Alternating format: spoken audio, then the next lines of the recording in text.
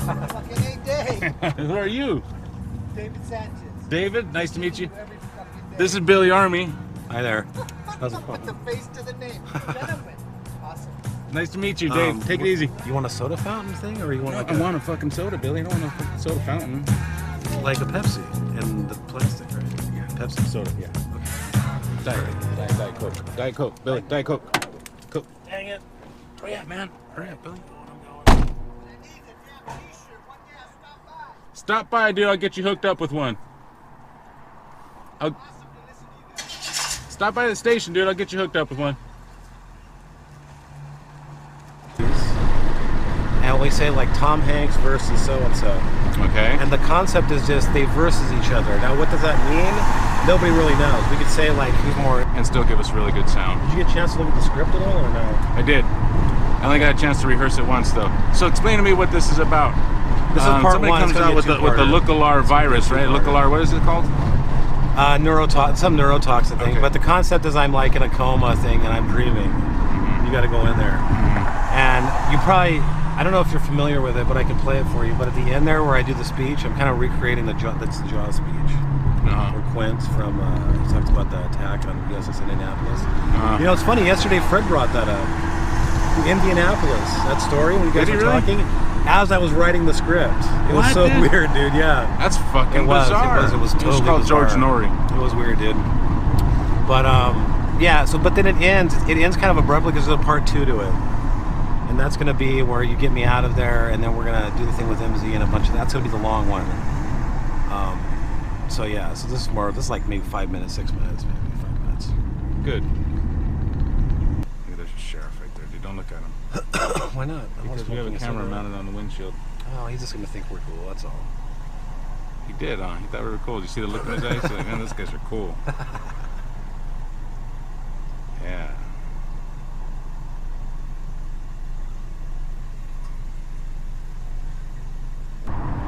They can get... So they're working on the miniature of the station. Really? Yeah. Really? Yeah, What are you going to do with miniature it? diorama. I'm going to bring it in. We're going to talk about it. I'm going to put it out there at the fair next time with my miniature of the thing I'm working on. Back to the Future? Back to the Future, yeah. What's the name of that city? Do you remember? The city the movie's in? Yeah, something Hill, right? Oh, Hill Valley. Hill Valley. Yeah, Hill Valley. If you send a text to that number right there that Billy is going to put on the screen, a number right there, 831-288. Uh-oh, that's the wrong one. 831-218-5726. 831-218-5726. That's the number to call. That's 831-218-KSEO. Call that number. I'll get you hooked up with the Flight 1080 t-shirt, the newer ones, which look really, really nice. They're beautiful t-shirts. Really, really nice, you guys. So send me a text, and I'll get you hooked up with one of those while supplies last. I'm going to send out one for each show. So let's do that, okay? Shit. Okay, ready? Okay. Got it? Good. Okay. Okay. Wait, what's today's date? I don't know. This is the show for 3... What? Today's the 12th? Today is... This is Friday. 15th. It's the show for Friday, the 15th, 2009. Check it out, and episode 3 of Starflight. Sounds good, Billy. Okay. Hey! What's Yeah. St. Patrick's Day. Tell me about this theory you have. Now, Dave, St. Patrick's Day, as we all know, is an Irish holiday, and it's big in this country, as it should be. We have a lot of Irish immigrants from the turn of the century and whatnot. Oh, sure. And my theory is, Dave, and now don't get me wrong, hey, they're called little people nowadays, right? They used to be called, people would, wrongly call them midgets, and now they're little people. And my theory is that, honestly, Dave, I think that if we looked at the DNA, we'd find some sort of lineage to what we call the leprechaun from back in the day. Why do people think that leprechauns didn't exist? Of course they existed. They were little people, David. All right, whatever. Hey, speaking of David, we should say hi to Dave. Oh, yes. Well, you ran into a fan. Yeah, that was cool. great, man. With the same name as and you. You're going to be able to see it on our video because we videotape everything now. Correct. Why do we say videotape still? I think it's just a leftover term from the 70s. You know, we just it's easier than saying we digitally. How would we say that? Digitally recorded. Digitally recorded. Yeah. Yeah. Well, we've got a video record. Oh, and anybody who wants a free Flight 1080 T-shirt, you can go onto our YouTube channel and find out how to get one. Yeah, free. We'll send that it is to you. correct. Go to the Flight 1080 page there on YouTube, and if you type in pre-flight, you'll see the latest episode with Dave and I. And in there, check it out. And there's an offer for a free T-shirt. gotta But you have to watch the video. You have to watch it in order to find out how to get that free T-shirt. Go to our show page on YouTube. Just type in Flight 1080 channel. It'll pop right up. And you must hit the subscribe button and the notification button. Well, at least the subscribe button. Yeah, right, because you're not going to get nothing if you don't subscribe. Right, they're not going to know when the new videos are coming out. Right. And it's Because a simple there's going to be one notification. coming out probably this weekend sometime, I Absolutely. suspect. Yep. All right, that does it for the show. Now, oh, hey, luckily, we have some content coming up. We do? Lisa Sheridan is going to be joining us Lisa today. Sheridan? Lisa Sheridan, Okay. she is with Sustainable Soquel, and she is going to let us know the latest details on her effort to, I guess, to halt, to pause the construction of the Nissan dealership at the end of 41st Avenue, where there is a boatload of traffic already. Lisa is going to join us to let us know the latest details on her efforts again. Okay. To, That'll be interesting. I think I've heard her on the air maybe once before, Dave. Yes, she's been on here once before, but some big news has happened, and she's going to let us know what that news is, coming up in about 6 or 7 minutes. All right. Well, that sounds fantastic. You know, 41st Avenue, I got to say, man, the traffic out there around this type of day, it is unbelievable. This county, it's insane, Dave. It is absolutely insane what's going on with the traffic. Now, I heard on your show yesterday, you were talking about the rail trail. Yes. And now it's interesting that that's going to have, a great impact in the future on probably traffic in this area. But for now, we're just living the nightmare. Actually, it wasn't yesterday. It was the day before. Oh, day before. Yesterday, we had Fred Reese, the great Fred Reese, yes. on with us. The day before, we were broadcasting from the Coconut Grove for the Think Local First event. And yeah, that was we good. were talking about the rail trail. And it has been decided that there will be a rail and a trail, which I say, it'll be stupid to rip out the rails. Come on. It would be stupid. I mean, they're there. They can be used in the future, probably. It's an option. I loved you guys out at the Coconut Grove. That was fantastic. Jack Stein was doing the best he could to sucker anyone. Was it Good Times or the Sentinel into a front page article on him? It was fantastic. I loved it. Now, as I was listening to it on the air, I thought to myself, Jack, did you know that I hope this makes you jealous, but one time, Jack Stein, I was on the cover of the Sentinel. And there was an article about me. Does that make you at all jealous a little bit? What was the show about? What was the page about? In high school, me and my friend, whose name was also Bill, his name was Bill, and we did a Laurel and Hardy act. And Wow. for a number of years, we dressed up like them in high school for maybe 2-3 years straight. And we were on the cover of the Sentinel. And it was a great article, and it was a great time. So are you at all jealous, Jack? No, I'm actually really quite happy for you. Ah, dang. I was looking for a little jealousy. No, that's quite an accomplishment, man. There's no reason for me to be jealous or envious. I just think that, Okay, good well, for my you. second question is, if you do get on the cover of the Good Times or the Sentinel, can I be in the photo with you? As so if they take the picture of me, what I will ask specifically is that you are somewhere in the frame, but just Perfect. barely visible. So like poking your head out from a bush or something like that. Oh, like a Where's Waldo type thing. Exactly. I like that. Exactly. I like that. Because that would Cool. be hilarious. That would be hilarious, and it'd be great for our KSC audience, like as an inside joke even. Yeah, so it would be like Find Billy Army in this photo. Yeah, that sounds perfect, Jack. That sounds. Do you have a good time out the Coconut Grove? I love that building. I did have I've never been out there before. It was my first time ever being out there, and it was my first time, seeing. I've never been in that part of it before. I've been in Neptune's Kingdom and all that jazz, but I've never once before been in that part of,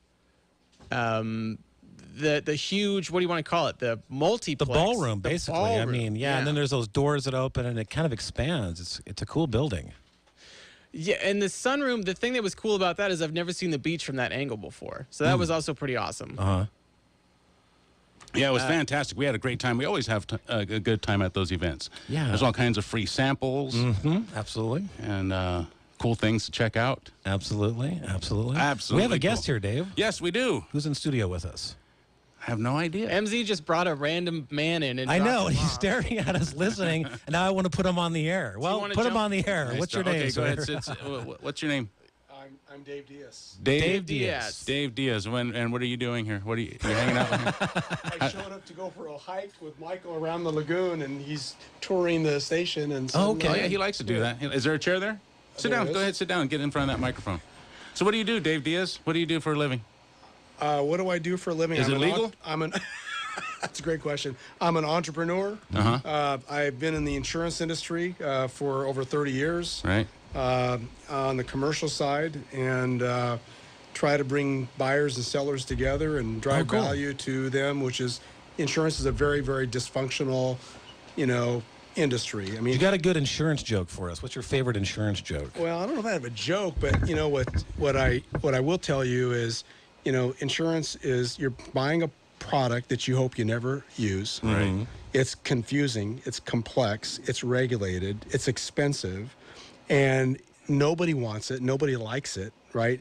But then you have to have it at a time of great need, right? So Sure, it's absolutely. it's a psychologically it can be a very challenging product or service to buy. So you're really managing risk. Now, what is the strangest type of insurance that you sell? Now, in Hollywood, they sell all kinds of insurances, they like do, for right? if your hair falls out or you're an they actor really sell and you're that? yeah, they do. Really? Yeah, Jimmy Durante once famously had his nose insured for $1 million by Sotheby's, I believe. Well, I just heard that there's an insurance product that's coming out that can insure your stock portfolio in the Really? event of loss. How about that? Is that even legal? Well, I don't know. I'm just hearing about What it myself state is that today coming? for the What first state is time. that coming out of? I don't even know. I just saw an article hit my my computer today, and I thought, oh, this is interesting. And so I marked it, bookmarked it. I got to go back and read more Wow. about it. But cannabis is also an exploding industry. Sure. So everybody's trying to get their head around that, the legality, the regulatory side of that, both state versus federal, and trying to understand, who has the insurable interests, what are the challenges there, and how do people get their head around security, and even transport, right? Yeah, and, interesting. And obviously use of it. So, and I'm looking over here at Michael, and I can't believe, are we actually live?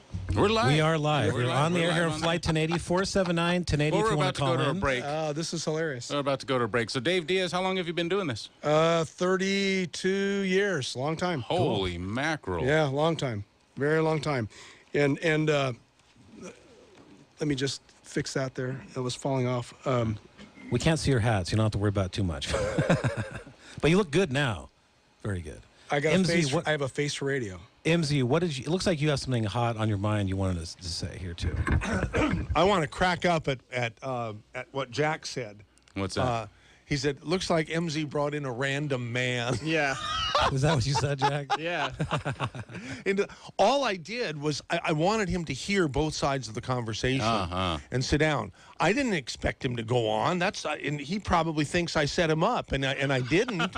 No, I but don't it's think not you did. bad. I mean, you guys, you probably figured that since he was sitting there, Sure, why not? Yeah, I mean. Billy and I were gonna pick up some random homeless guy and bring him in and interview him. We thought We that were would be- actually on the that'd way be here. We were interesting. thinking about it. Okay. Yeah, I think Well- that's what we're gonna do in the next hour. Just go we better- kidnap one and bring him in. That'd be pretty cool. Yeah. But anyhow, yeah. Let's do it. Dave is someone I just met a couple of days ago, and when he found out my name, he was all over me, said like I'm some celebrity or something. And he said he loves KSCO. He's been listening since 1995. And I said, "What's your favorite show?" And he said, "Rush." And I said, and there was silence. And that was it? That was it. That's all he's listened to. In That's a good program. It is He's a good admitting to it. That's the brings only in- show it's he listens to. It brings in most of our listeners for sure. There's no question about that. But most of the listeners that it brings in, at least have listened to some other KSCO show over the years. How many years is that? Is that 24 years? Holy believe it is. Christmas. Anyhow, I said, that's got to change. That's got to change. You I'm got to sure it's listen gonna to change. other programs.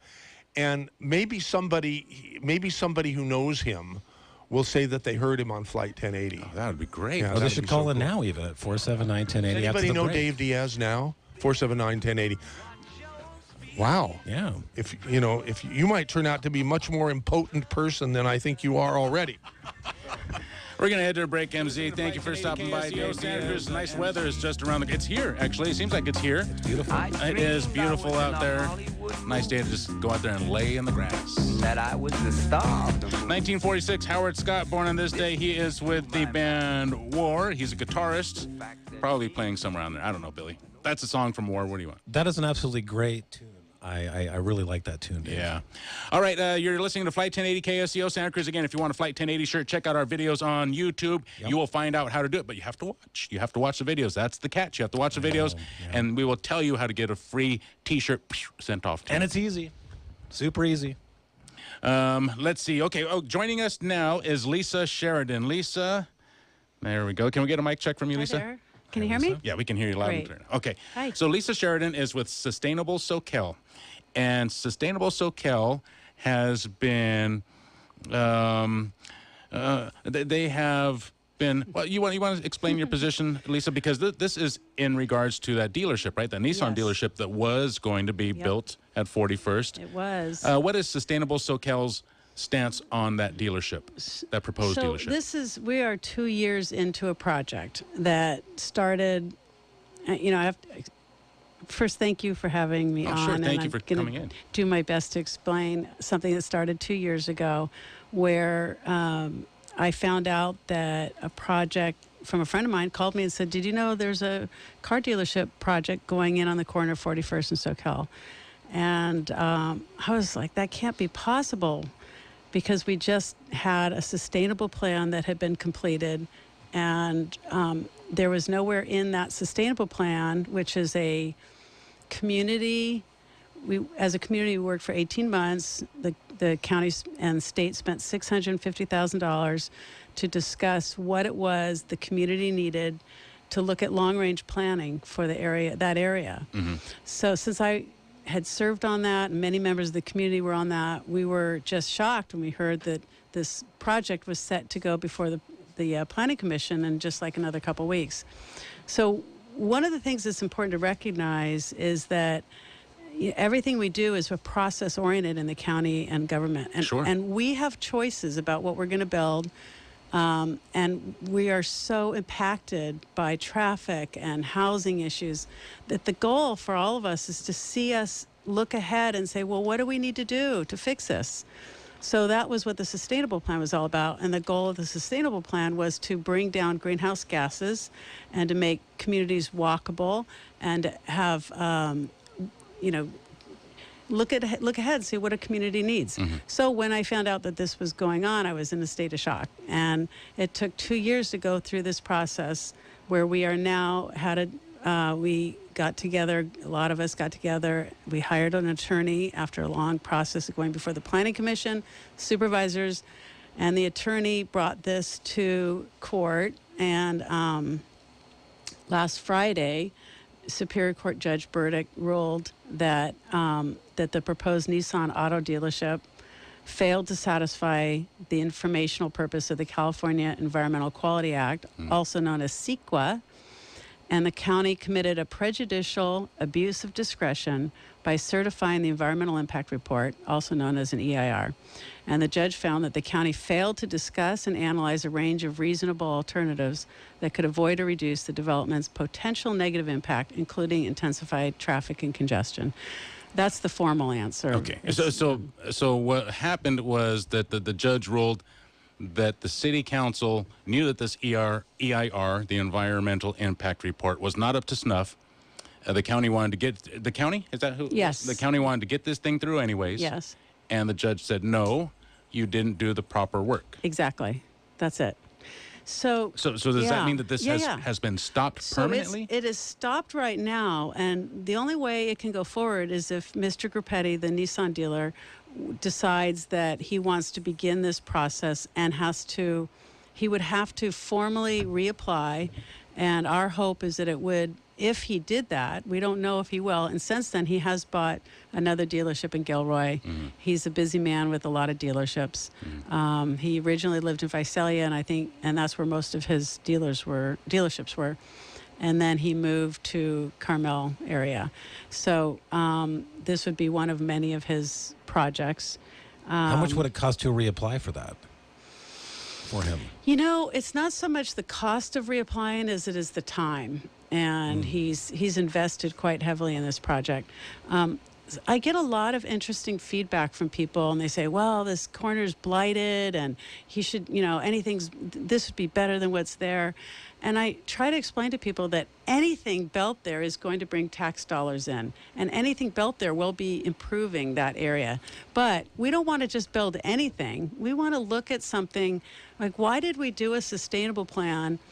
It was approved in concept by all of our supervisors. What was that plan? So that plan was... and we're talking, just so our listeners are clear, we're talking about the property that is at the end of 41st Avenue. Right now there's King's Paint. Is that building still occupied? It's not. Everything's vacant there. Everything's vacant, 2.6 acres. So the point of the sustainable plan was to reduce greenhouse gases by creating less dependency on car, lessening traffic, improving quality of life. And in this case, it was the opposite of that. You're putting a paved area that creates heat and you've got a huge parking lot essentially with a lot of glare. You've got cars honking, alarms, long city blocks that you'd be walking without access to any commercial use. There's 1,000 mobile home parks within 1,000 feet there. If they went to a Nissan dealership, it'd be, if they had a Nissan. So here's my question. If we in concept create a sustainable plan and our supervisors approve that in concept, they should have by now had done the final environmental impact report. We don't know why that didn't take place. It's been 5 years now, since 2014. We don't know why we're waiting for that. Had that been done, and they approved the plan as it is, they probably could not have asked for general plan amendments and so forth. But if we have something like that going and we haven't done final approval, why do we have to wait for an environmental impact report and a finalized before we say, wait a minute, there's some important things we need to consider here. We should be looking at this. What was the point of the practice if we can't take concepts and point us in the right direction for something that would help us? Well, let me pause right there because I forgot to do a traffic report, and I know that I got a bunch of phone calls about something that was happening near Highway 9 and Highway 1. I don't have a lot of details, but it looks like there was an accident there. It appears a major accident, some possible injuries. That's why all those vehicles were heading towards that direction. That was at 4:30, though, so that incident is over an hour old and hopefully is well on its way to being cleaned up. If you're stuck in traffic, let's see, southbound 1 near Soquel, we do have a traffic collision there. This was also reported over an hour ago. Currently, it looks like there are no major incidents to report, so if you are stuck in traffic, just give it some time.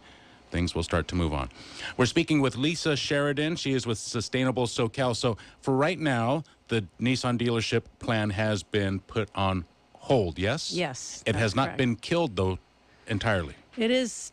They would have to reapply. Okay. So and yes. he's got to spend more time, more money Yes. to do this. Yeah. What would Sustainable Soquel like to see there instead of a dealership? That's a great question. So I'm going to circle back around and say the sustainable plan presented concepts of strategic development and long-range benefits to the community.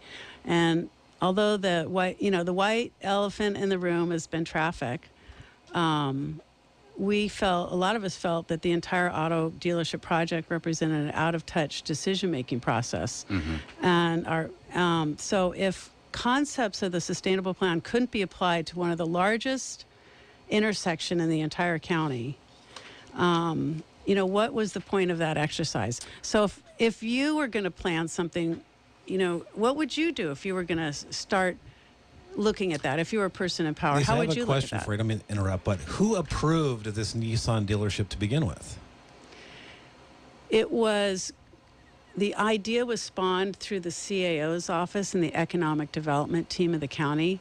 They decided they didn't look at the sustainable plan. They just decided separately from the planning department to just, we need something on this corner. Let's put a project together. Okay. And now let's say worst case scenario. What if that Nissan dealership had been built? and they just went ahead with it. Could they have been any sort of recourse done then? Could they have just gotten away with it, is what I'm asking? No, or what would have been the deal you there? can't just build something. I mean, you have to get permits and you have to get approval. Right, So- but it seems like someone down at the planning office or wherever it was had an extreme tin ear to not think that someone wasn't going to get upset, yeah. especially with the Sustainable Right. Soquel. Well, okay, yeah, existing. I love what you're saying because, yeah, wouldn't you be saying, well, is there going to be any resistance to this? I do not believe, sincerely, Mr. Grappetti realized that the community was going to get as upset and active against this. I think he was led down the primrose lane I by see. the county. Now, the county, you know, when you say the county, you've got planners, you've got the economic development team, the CAO's office, you've got the supervisors. So I think what happened was a project came out of the CAO's office, the economic development team. They thought it was great. We saw that the planning department wasn't aware that the economic development team was working on one project. So Yeah. one hand, I don't think knew what the other was doing. I think is so silly. intentions were good. I don't think anybody meant to create harm. But ultimately, I think we need something on the biggest corner, one of the largest corners in the community. What can we do there that creates less traffic, less impact, serves the community? And the sustainable plan had ideas about that. I'm sure I'm not the first one to ask you this, but wouldn't housing promote more traffic? You are not the first person to I mean, it seems ask like me. the This first is- question somebody so, would ask, right? Of course. This was zoned as a community commercial corner.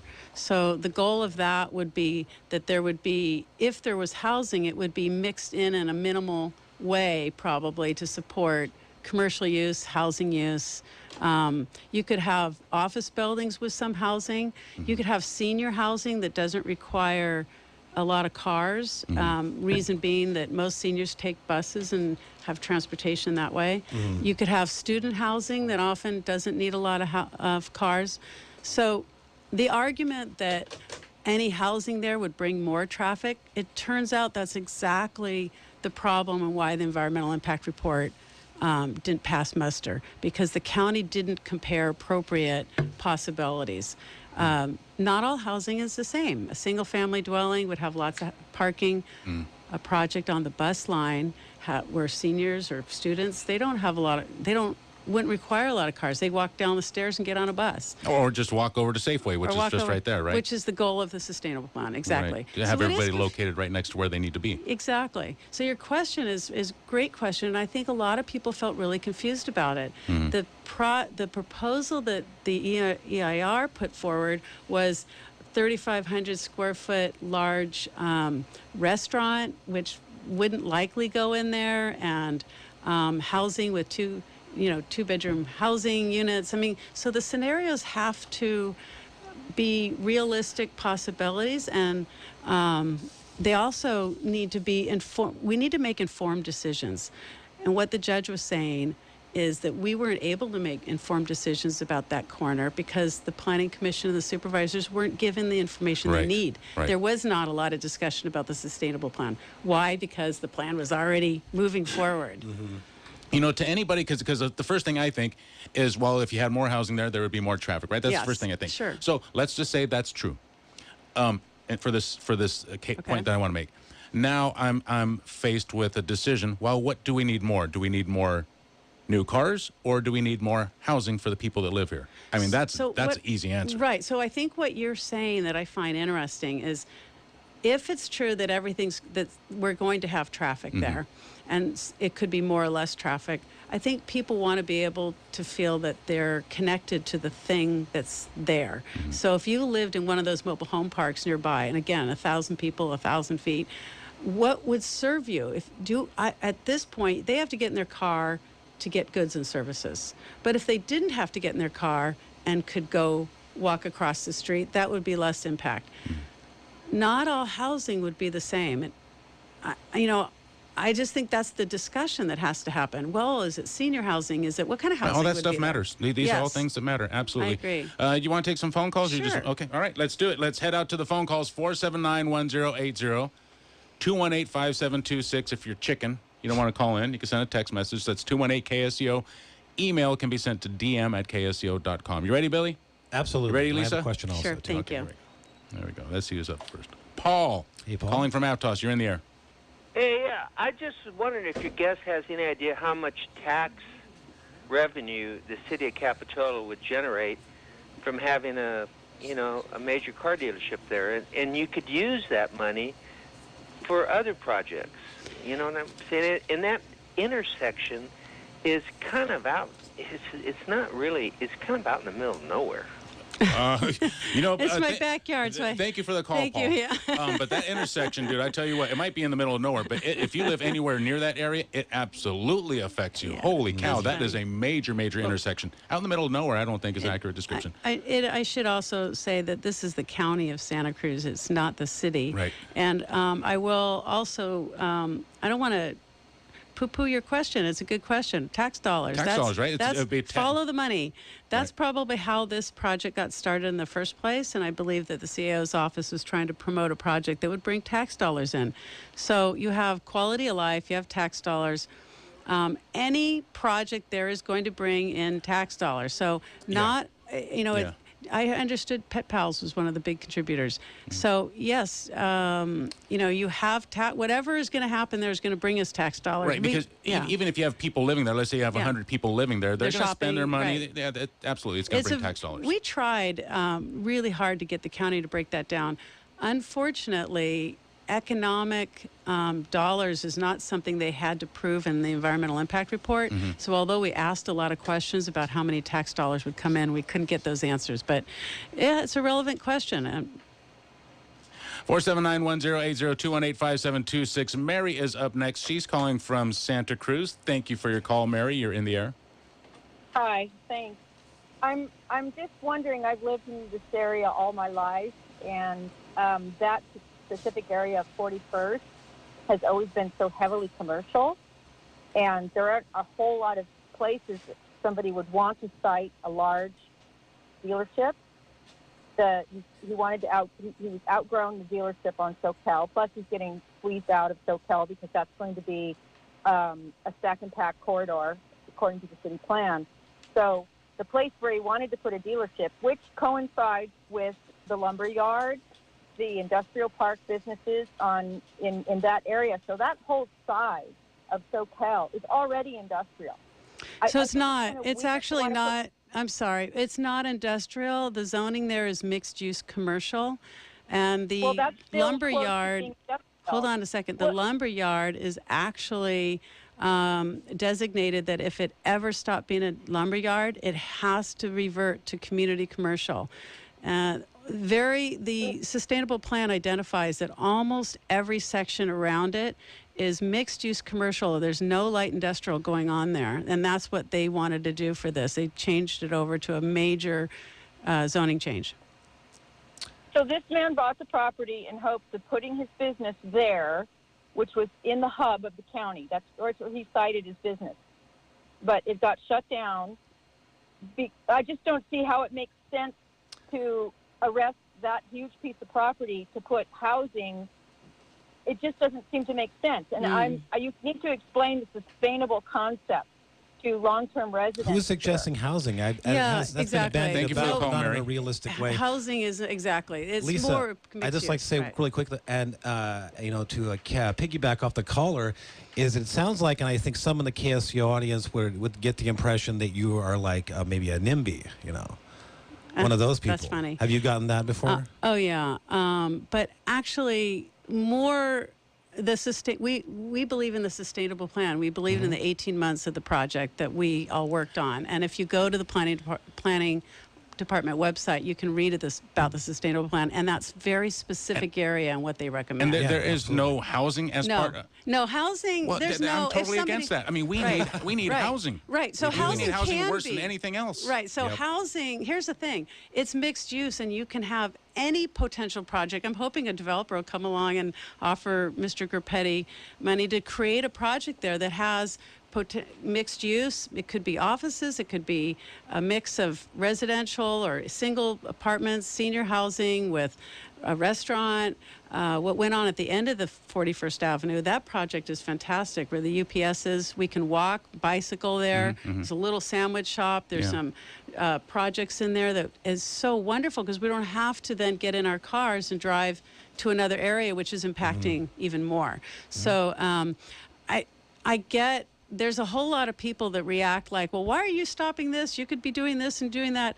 Some of this goes back to the sustainable plan itself, that actually diagrammed out some possibilities of all kinds of mixed use that would make it user-friendly. A bus, instead of walking through a big parking lot, you get off the bus, you walk into a store. Who wants to walk through a half an acre of cars? It's visually offensive. 479-1080. Let's take another phone call. Vivian is calling. Thank you for your call, ma'am. You are in the air. Hi. I'm a Soquel resident. My name is Vivian, and I just wanted to clarify one thing, Dave. At the beginning of the radio show, you said to Miss Sheridan, and the city council approved this, and I believe, I think her name is Lisa, answered yes. And my understanding that this is a county issue. It is county. And the county board of supervisors approved this. Yes. And I'll take my clarification off the air. And I just want to say that Ms. Sheridan has provided an excellent summary of the situation. Thank you so much. Thank you for your call, Vivian. I don't know if there's Vivian. anything more to say other than thank you for the correction. Yeah, it's the county that approved it, not the city. Okay, Don is calling from Soquel. You're in the air. Yeah, I want to talk about 41st Avenue Extension. Is that a possibility? A block away from where you're talking about, there's a 20-minute wait to get to the high school. It's a terrible congestion. And is there a possible way to... Don, you have to have lived here a long time to remember. I have. I've been here 40 years. Me too.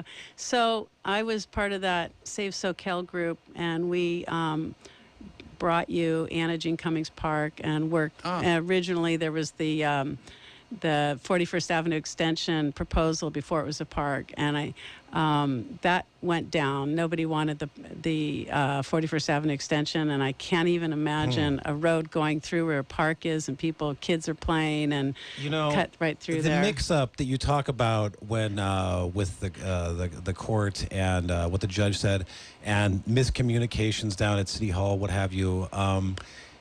It's a shame, because at the end of the day, we'd all like to have people like yourself and others that are involved in like building a beautiful community and planning it and let's thinking about it. And sometimes the dollar bill is not the best gauge of things.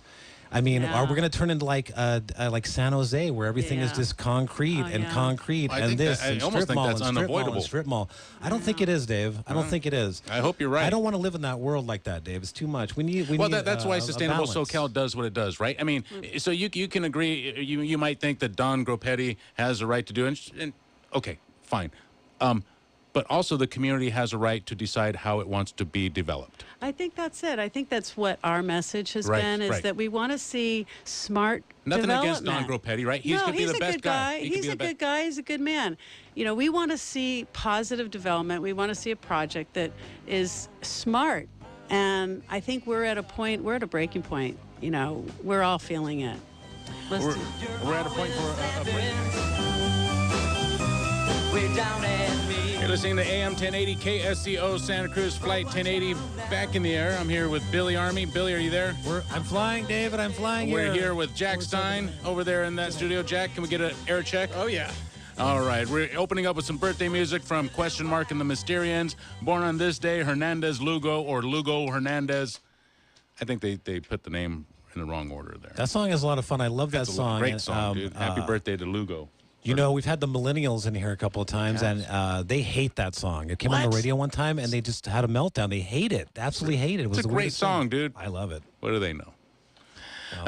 Music nowadays, Billy, has just gone down the drain. They were saying the other day that a lot of these pop artists and rap artists that have like a vocabulary of like a 8th grader or something ridiculously absurd. Like all the songs now, they analyzed it.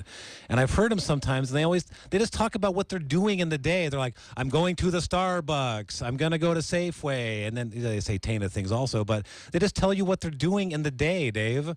Like it's a grocery list. That's modern pop and rap now. I I'm not into it. There's probably some truth to that, Billy.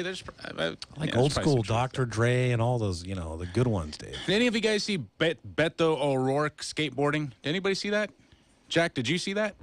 No. Oh, wow. It's just, okay, well. I had no. I know that he David. tries to be super alternative and talk about his punk band. And You know, all his that. name He is has a punk Robert band? Francis, David, not Beto. It's Robert Francis.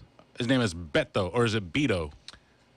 I don't call him any of that. His name is Robert Francis O'Rourke. Why has he got to make the silly nickname up? Does he think he's cool? Well, he was riding a skateboard, Billy. That's the point of this segment. Maybe he's trying to pull a Bill Clinton and the saxophone thing. He's like, if I ride a skateboard, I'll be more appealing to the young people. Yeah, that's what it is. My name is Beto. It's a real cool name. My name really isn't Robert Francis. Is that really worth putting? I mean, is that really a bad thing that he's skateboarding? Really? Does he really skateboard every day in real life, or is it PR? Well, Let's you know see what, it, Billy? man. I'm going to show you. I'm going to show you the video, and then I am going to post it on our Facebook page. Okay. How about this? How about if I show it to you first? Let's check it out. There you All go. right. He's in the parking lot. He's wearing a Now, you suit can't and- hear this. He's wearing slacks and a dress shirt. Right. He's barely riding on it. He can barely even stay No, up. wait. Just listen. Just watch. Okay. Just watch or listen. All right, if you're- everybody share this. Beto O'Rourke is on a skateboard See, there he goes. in a Whataburger parking lot. I don't know if it gets more Beto. No. You got to share this. See, he knows how to ride a board, dude. Yeah, sure he does, Dave. He's ridden a board. Anyways, the point is, the Beto O'Rourke is catching flack for doing this. Robert Francis O'Rourke, not Beto. I find it interesting, Yes, Dave. Billy. What do you find interesting? I find it interesting as well, Jack, that maybe it's age shaming. Listen, the guy knows how to ride a skateboard. Alexandria Ocasio-Cortez is hot, and she likes to dance in sexy ways. Yes. This is what young people. This is what are you? Some old fuddy-duddy? Young You don't- people. Well, wait. This guy, Robert Francis listen. O'Rourke, he was born in 1972. He's not exactly a young man. Well, that's my age. Well, you're not a young man either, That's Dave. what I'm telling you, Billy. I think it's a simple Wait a minute, case what am I of a telling you? Bill Clinton No, maneuvering. what I'm saying, Billy, Look at is me and that my saxophone. Look at me and my skateboard. Lisa's microphone was still on. Thank you, Lisa, for stopping by. That was a great interview. What I'm saying, Billy, is that all the fuddy-duddies, all the old fuddy-duddies who go out there and vote all the time, Yeah, sure. people watch Fox News, Okay, they look at stuff like this and they say, what is this? This guy, this young skate punk? Well, listen, Do they? Pops. Listen, Pops. Listen, Grandma. Listen, Grandma, listen up good. Anybody around the age of 40 has probably ridden a skateboard. Okay, we probably I've also never played ridden a video games. skateboard. The guy was part of a hack. Did you know he was part of a hacking group, the Cult of the Dead Cow? Did you know that?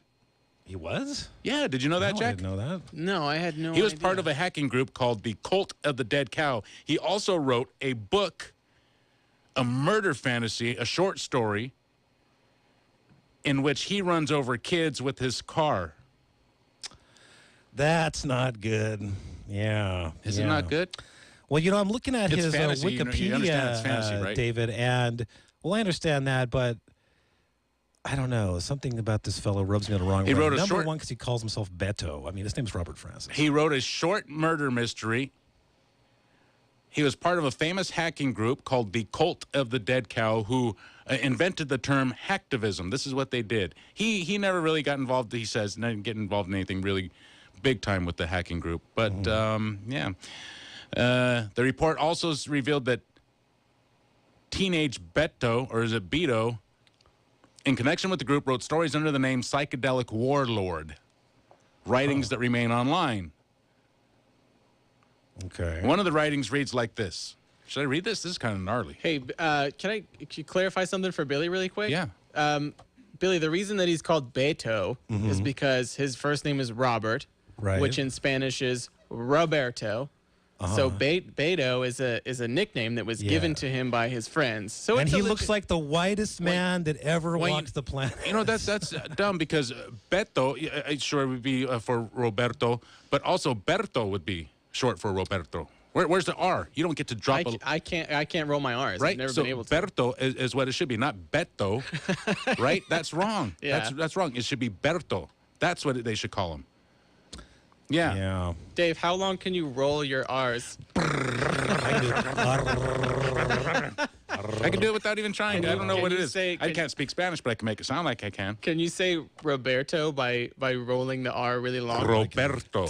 Like that? Roberto. Roberto. Yeah. Roberto. Here, you want to hear a sampling of his writing or no? Yeah. Go for it. Dave. So if you're offended by this kind of stuff, this is kind of adult stuff. Not anything steamy or nasty, but it's pretty gory. I'll put it that way. So be advised. Here we go. It reads like this. It says, then one day as I was driving home from work, I noticed 2 children crossing the street. They were happy to be free from their troubles. I knew, however, that this happiness and sense of freedom were much too overwhelming for them. This happiness was mine by right.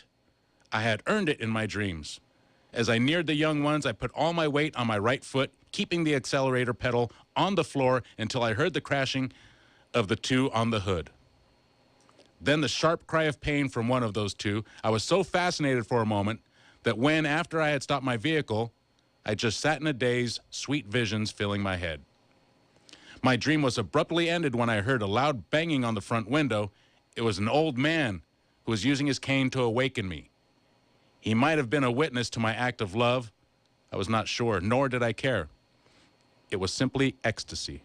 As I drove home, I envisioned myself committing more of these acts of love, and after a while, I had no trouble carrying them out. The more people I killed, the longer my dreams were. I had killed 38 people by the time of my 23rd birthday, and each one was more fulfilling than the last. That was written by Beto Warlord Psycho, Psychedelic Warlord. Wow. Yeah, that's what he wrote, dude. That sounds pretty strange. Maybe it was a creative writing class. But it was. He says. He also says that he was part of this group, the Sacred Cows. What were they called? The Cult of the Dead Cow, because it was a good game to get. It was a good way to get games that were cracked. What does that mean? I mean, they're unlocked. They're free. Oh, I see. Right? Yeah. I don't know if I haven't heard that term for a long time, since the early 2000s. But the point is that he's hip. That's the point. He rides a skateboard. He knows how to use a computer. I don't think he's that hip. And as a matter of fact, it looks here that in the 1990s, he ran unsuccessfully a few times as a Republican for office. Really? So it seems like this guy's been around. He's just a bit of a carpetbagger, and not the good one like on YouTube. No, he's one of those bad carpetbaggers, it looks like. So it looks like I'm not a fan of this guy, Dave. All right. What do you think, Jack? I'm not going to vote for him. About Beto? Yeah. It's hard for me to take him seriously as a person because his dad is a very prestigious judge, or was a very prestigious judge. He married an exceptionally wealthy woman. There's nothing about him that makes him kind of stick out to me. And, and the other thing I forgot to mention, Jack, going back to Beto and Berto, Beto is short for Beethoven. Oh. Right. So a lot of people don't know this. Beethoven, when Beethoven was growing up, they used to call him Beto. Really? Yeah. You just made him seem so much more cool. I want to go out and buy his albums now, Dave. 479-1080-218. It did say this story sucks. Briefly, Nobody's Dave, calling. It does say in here that his name, his nickname of Beto was based on, you were saying Berto, right? Yes. And they were saying it's because of his grandfather's name, but I don't know. It seems strange. All right. Let's call him Robert, Bob for short. 479-1080-218-5726, DM at ksco.com. Check out our show page. You can find it at ksco.com. Find a link there. You will see Beto skating around on his little skateboard. Hey, I want to see some new subscriptions to our YouTube channel, Billy. I mean, why are we doing this unless you're going to go there and like and subscribe? Just go to YouTube. If you're on the computer, I'm telling you, this is fun. This is fun stuff. If you think the show is great, you're crazy. But you might just be crazy enough to think that the video is even better. Because what we do, Billy, is we film the pre-flight show. And you never know what's going to happen. During the last one, some ridiculously funny stuff happened. Well, cameras were falling off and microphones were falling off. It was ridiculous, dude. dude. It was weird. Yeah, that was. We didn't plan that. That was funny as heck. Watch it on our YouTube channel. Just type in Flight 1080, And the great thing is, pop up Dave, real not quick. only when you subscribe to the Flight 1080 channel on YouTube, you get you'll see when we post new stuff, and it'll also not just be the pre-flight, and then of course we attach these shows and cut out the commercials, which is nice. But when you have special interviews or you're out somewhere, there's also going to be that stuff up on the Flight 1080 YouTube channel. So we're going to be putting a lot more content up there, and soon we're going to be live streaming also out onto YouTube. Once Jack Stein, we get those technical difficulties figured out, Dave. It's going to be a lot of fun. It's going to be great, Billy. I can't wait. Do we have a caller in the air at 479? We do. Frank is calling from Corralitos. You're in the air, Frank. Hey, Frank. Yeah, Frank's here. Can you hear me? Loud and clear, sir. All right. So I lived down there for 25 years. It's Beto. It's slang. That's the way they talk down there. It's not Bito. And Ramos Gin Fizzes out here, they call them. They call them Ramos Gin Fizzes, okay, down there. It's slang. I mean, how many guys do you know? Chewy. Do you know any Chewies out here? I have known a few, actually. Yeah. All right. Absolutely. Yeah. But it's Beto. Okay. I wasn't arguing that point, was I? Was I saying But No, I think Frank. I think Frank is just offering a clarification because we're all saying Beto. Oh. Yeah. Well, it sounds so stupid. Like I mean, white it's people. Oh man, it's Beto. And the guy. See, but you have a cool inflection, man. My inflection. I can't speak Spanish. Like, listen to the way I say. You know, Corralitos. Listen to the way I say it. How am I supposed to say it in Spanish? Well, Corralitos. See? I hope you don't call it Capitola Village. Well, that's like jalapenos, man. Yeah, see, I can't. Jalapenos, I have a horrible accent. Hey, but Frank, thanks for your call, man. We appreciate it. Yeah, but Beto. Beto. Bye, bud. We got it. Thanks for the call. That was great. Billy, I got a story here. Okay, Jack, what do you got? You remember when, this is kind of an old story, but it's just been updated. You remember when Johnny Depp was accused of abusing his wife? Amber? I did hear something about that, yeah. So turns out he's suing her, and there's a ton of evidence that she was actually the perpetrator of the domestic abuse. Oh, wow. So she actually faked it all. And he's got pictures from the police that show that he has a big black bruise. And she actually cut off half of his finger at one point in time. Yeah. So he's suing her for $50 million. Is he really? Yeah, for defamation. Does she have $50 million? Probably not. Probably not. I mean, it's to prove a point. But if I was Johnny Depp and I had that kind of money, you know what I'm talking about? Yeah. Dave, I'm not sure if I can say the phrase on air. What is it? But you know how people have like me money? Yeah. Oh, yeah. You know what I'm talking about? Yeah. Blank me money? Yeah. I think that if I was Johnny Depp and I had enough time and the lawyers and the money, I'd sue my ex-wife if she lied about it. Oh, yeah, I would dude. sue my wife all That's a day long. no-brainer. That's a horrible thing to do to someone. Hey, are like we she talking did. about child Absolutely support? awful. No, talking about Johnny Depp. Oh. Talking about Johnny Yeah, Depp. Dave. What? But, wait, because I was reading, just speaking of wives and being married and everything going on. I saw that R. Kelly, who's just a total pig, went to have his child support reduced, and the judge said, no, you're going to keep paying $1 bajillion a month. Well, he can afford it, right? No, ordinarily, yes. Now he's got no money. He ain't got no money is coming that in. Right? Listen, at some point, I don't care how much money you're making, there is a ridiculous amount. At some point, I don't know what that threshold is. Yeah. But if you're making $10 million a month, that doesn't mean that you owe half of that. Dave, Come on, Dave, Billy. The best example of this ever, and you're so right about this, was with Johnny Carson. He was married several times, but there was one of the last times he was married only for maybe, I guess, less than a year, maybe 2 years. It was a ridiculously short amount of time, and his wife wanted about half of all his money. What? And he had hundreds of millions of dollars, and the judge, Oh, I think, my even God. she got a lot of money out of him, Dave.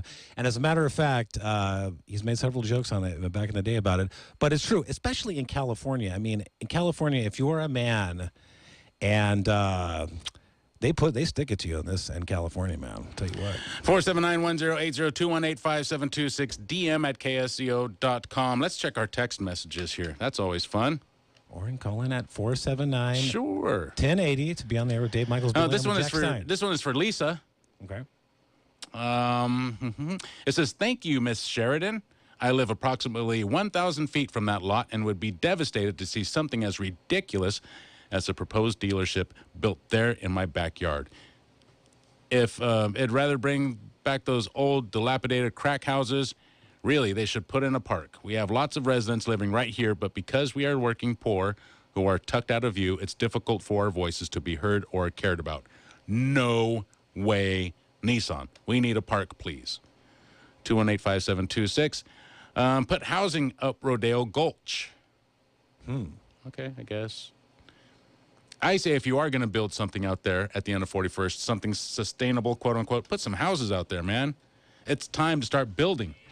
Yeah. You know, we have the regents up at UCSC have finally approved on conditions building housing out there on the campus, and I think it's incredibly illustrative of the hypocrisy and just the wrong-headedness of liberalism. I sound like a What would Dave do? King Dave, what would you do? I would build houses, dude. I would build houses on every single spot of dirt on that campus. Yeah? Yeah, I don't care what you... High rise and dude, everything. When you went to UCSC, it was about this and that. It was about that, man. Things are different now. Times change. Things change. Deal with it. I tend to agree with you on that one. Yeah, deal with absolutely. it. Build some houses, man. We need houses. Is that not obvious? It's totally obvious, Dave, because anybody that's driving over the hill knows they got to drive There's a housing crisis 20, here, 30, man. 40, 50 crazy miles to get to a job and come back. 479-1080. You're listening to Flight 1080 KSCO Santa Cruz. Triple Dutch instrumental playing in the background. That is Frankie Smith. That is the jam, That Dave. is good stuff, right? Absolutely fantastic. 479-1080. You're listening to Flight 1080 KSCO Santa Cruz. And let's see, what are we going to do? We have any phone calls, emails? No? Okay, let's do this. 479-1080 if you want to be on the air with Dave Michaels, Billy Army, and we have Jack Stein over there. All right. And we were just discussing a little bit of Beto O'Rourke before the break. Beto. People don't know his real name is Beethoven. Beethoven O'Rourke. No, Dave, don't lie to our audience. Is that not? Okay, no, do it. Do more lying.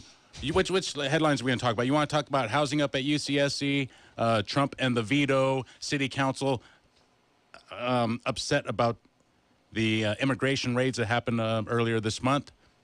Safe spaces. Let's do that. Okay. Let's talk about safe spaces because All right. this affects a lot of people.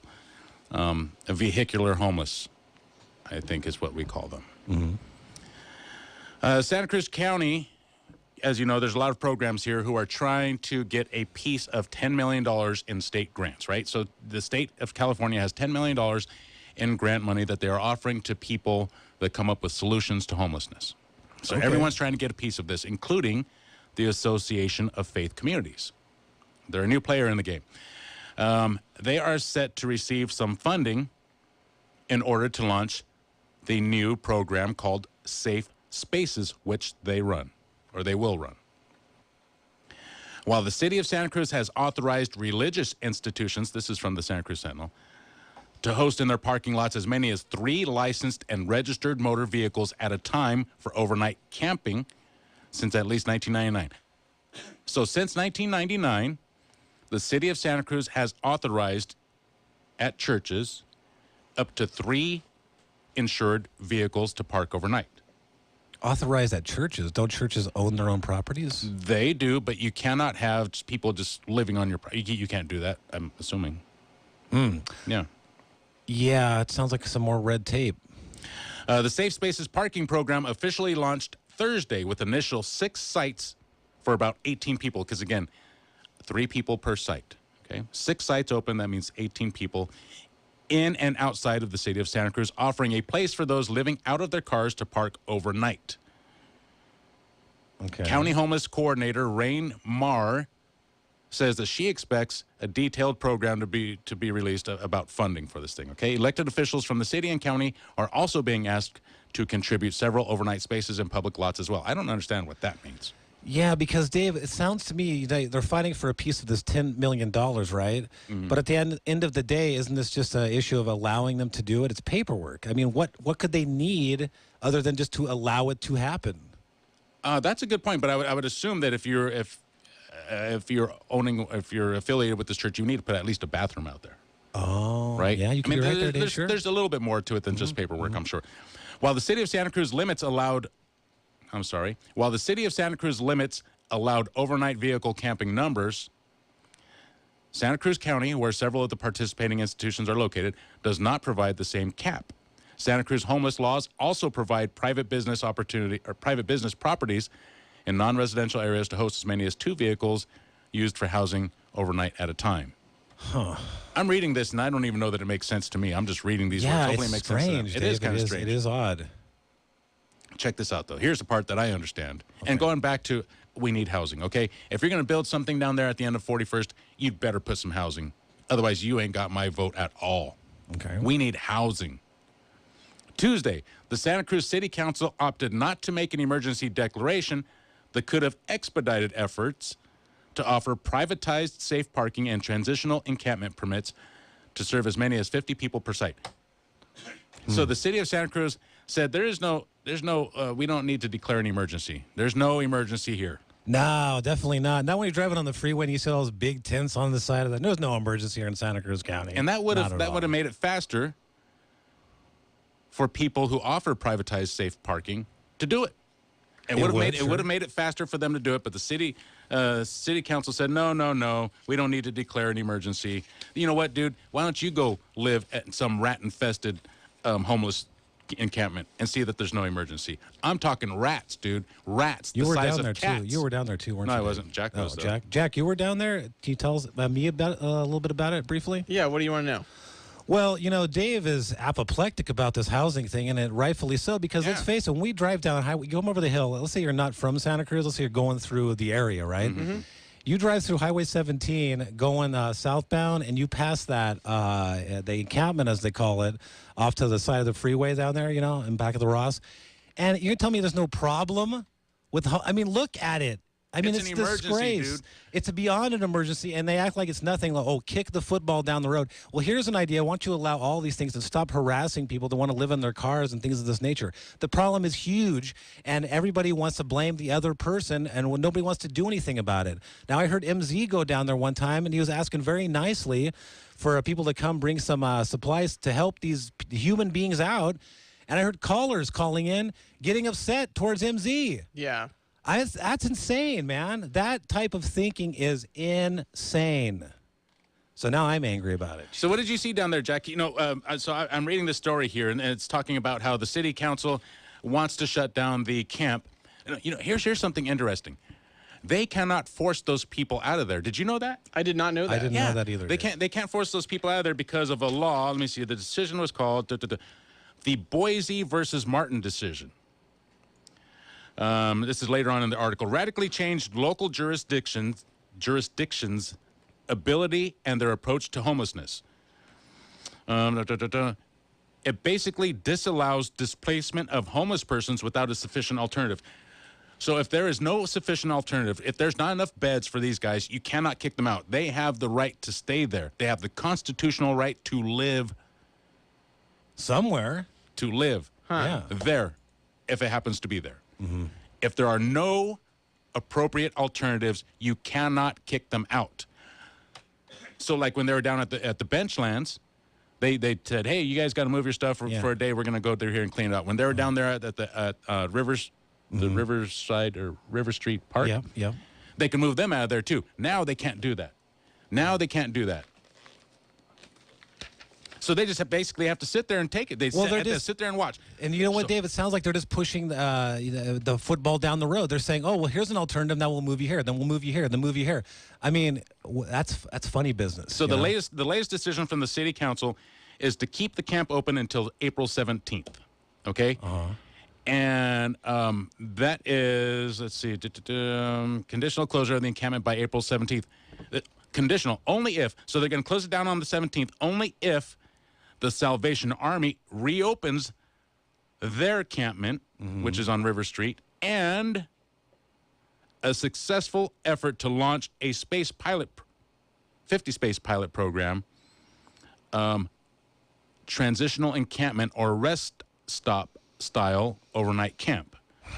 So they want to reopen the River Street camp, and they want to open some kind of overnight stop and camp alternative, and then they will shut down the River Street camp. Anyways, there's a lot of rain. There's been a lot of rain, and these tents are up on pallets. They're up on pallets, and guess what? You've got big, giant rats living underneath these tents. Wow. So now you have a rat infestation. You have drugs, dirty needles. The county public health officer says, please keep the needle collecting jars there. And he wants 300 to 300 to 600 needles, fresh needles dropped off daily, Jack. What? Yeah. This guy, listen, Santa Cruz Fire Chief Jason Hadjuk, and I hope I said that right. I tried to. And County Public Health Officer Dr. Arnold Leff also spoke to the City Council about their health and safety concerns related to the camp. City and county agencies are expected to work together to address a camp rodent infestation, taking shelter underneath the tents lifted from the mud by wooden pallets. Leff, that's the public health officer, asked the council to continue to support placement of a syringe disposal kiosk at the camp and regular delivery of some 300 to 600 fresh needles daily for intravenous drug use. You know what? My mind is exploding. Mine too. I can't believe it. It's insane. So they'll go down there and encourage their drug usage, probably hoping that they'll overdose and they're not a problem anymore. But meanwhile, they can't go down there and provide any sort of toiletries, blankets, anything, food, nothing. Someone can go down there and interview them one by one, possibly, and figure out what's really going on down there. But nothing. All they can do is provide these silly, God, I can't take it. Is that disgusting, Jack? It 300 to 600 needles. Dude, my God. It is pretty gross. My God, I should say. Yeah. It's also just kind of sad, right? Like, it's sad. It's pathetic, dude. I don't know the word for it. It's disgusting. It's pathetic. I feel, meaning worthy of empathy. Is that what that means, Jack? I feel sorry for these guys, and then again, I don't. You know, it's hard to feel sorry for a group of people when you have 300 to 600 needles daily going into this group. That is disgusting. That is so bizarre. Wow, dude. Right. I can't believe it. I can't believe it, and I can't believe they would want to encourage it on any sort of level. Well, you know, he's saying that it's going to prevent hepatitis outbreaks. You know, we had something going on like that not too long ago here. Well, I guess I understand that element of it, but that's all you're willing to do, right? And then in the meantime, just push the football down the road or whatever and move them. And it's 50 spaces, you said. It sounds like how many people are down at that camp? If there's 300 to 600 needles, a little over 100. Okay. Yeah, really, a little over 100. Much larger than that, actually. And they need 3 to 6 needles a piece every day? I don't know. I mean, it Man, seems, dude, you know what? It seems. I sound like what I want to say will make me sound like a jerk. What do you want to say, Dave? I want to say stop doing drugs. Well, that's a wise thing to say to anybody, obviously. Is, you know, but then again, I sound like a jerk because we all know the OxyContin. Yeah. You know, there's a story the other day. OxyContin, the makers, are filing for bankruptcy, right? And what's happening is there was a lot of people ODing on OxyContin. Mm-hmm. Well, now the ODs, people are ODing on fentanyl and what's the other one? Fentanyl and heroin. Okay, yeah. And they moved it. Dude, they're moving to fentanyl and heroin because they know that OxyContin is dangerous. Right. Sure. So they're moving to, you know, these street drugs, which I don't know if they actually believe they're not as dangerous, but they're in a bad spot. Dude. A lot of those guys get there because they're in pain. They take this medication. OxyContin is bad news, dude. That's garbage, dude. Oh, yeah. And they try an alternative, and I guess they get hooked. Yeah, well, obviously. Because they can't all be bad people. Dave, can I clarify something for you real quick? Yeah. They stopped making generic brand OxyContin about 5 or 6 years ago, maybe even longer, maybe about 8 years ago. So I hear a lot of people say, oh, OxyContin, they don't make it anymore. The company, Purdue, switched. So the new brand name for the drug is a drug called Roxyset or Roxycodone. Wow. It's effectively the same drug, but they put a compound in it.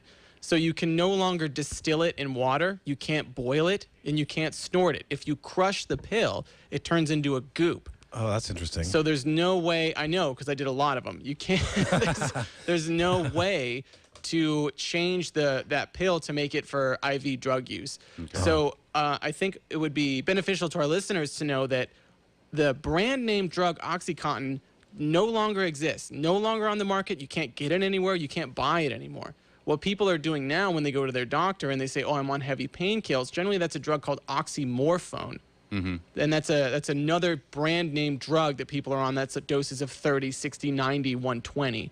So people generally, when they have a surgery, they get put on oxymorphone, which is just morphine. It's just an oral version of morphine. and then they get blown out of their minds on that, and that's when you switch to heavier drugs. Yeah, I see it. Wow, that is just such a shame. And, it seems like, and Dave was hinting at it, just, a little bit alluding at it, but many people in today's society, especially in America, they get hooked on pills early because of a number of things. We overprescribe medication in this country so heavily. And then when people can't afford it, they're going to go to the cheaper, hey, try this heroin, try this, whatever. Then you get in a bad spot, dude. Yeah. Especially if you have chronic pain and you say, well, it made me feel good this time, made me feel good this time. Jeez, what are you supposed to do? Especially if you have to go to work. You have to get to work. That's why I didn't want to say, what I want to say. That's why I didn't want to say what you made me say, Billy, because then I sound like a jerk. I sound like I don't understand, but I do understand. I have chronic back pain. I get it. I'm sure there's people out there and with pain a lot worse than mine and willing to try those. Mine is not that bad, and I thank God. Yeah, and I just wish we knew more about those people down there, Dave, like specifics. I mean, when there's a bunch of people down there and we don't know what, everyone's going through. Yeah, Dave. We got phone calls, dude. Oh, excellent. Let's get to them. You are in the air, caller number 1. It is Jim from Felton. You're in the air. Yeah, I love your show. I don't know where to begin, so I'll start with when I first came to Santa Cruz in 1974 at 20 years old. I was homeless for about 3 months. Mm-hmm. And, I slept under a house. I slept on someone's porch till I got kicked out. They said you can't have that guy there. I slept in the woods. I slept on an old fire road in Boulder Creek. A kind person let me pitch a tent in his driveway in Boulder Creek, and I got rained out. Not a sad story. I got rained out in December. But what saved me was I got a job washing dishes at the old Holiday Inn on Ocean Street. And I, with my first paycheck, I rented a motel room because it was December. And in those days, the motels down up by the boardwalk used to rent out by the month, or by the week, actually, during the wintertime until March. And then I got an apartment with a roommate, and I used to make like $90 a week washing dishes. But my bedroom, 1 bedroom in a 2-bedroom apartment that was brand new, it's a brand new apartment, was $87.50 a month. My share. So I've had friends talk to me about this time period. I only had to pay 1/4 of my income to rent a room in a nice, clean, new apartment. Yeah. In 1974. There's no way you could come to this town homeless and get a job washing dishes and be able to pull off what you did. Impossible. The economy doesn't allow it anymore. It's I believe that. And it's really a shame. It's a shame. Oh, yeah.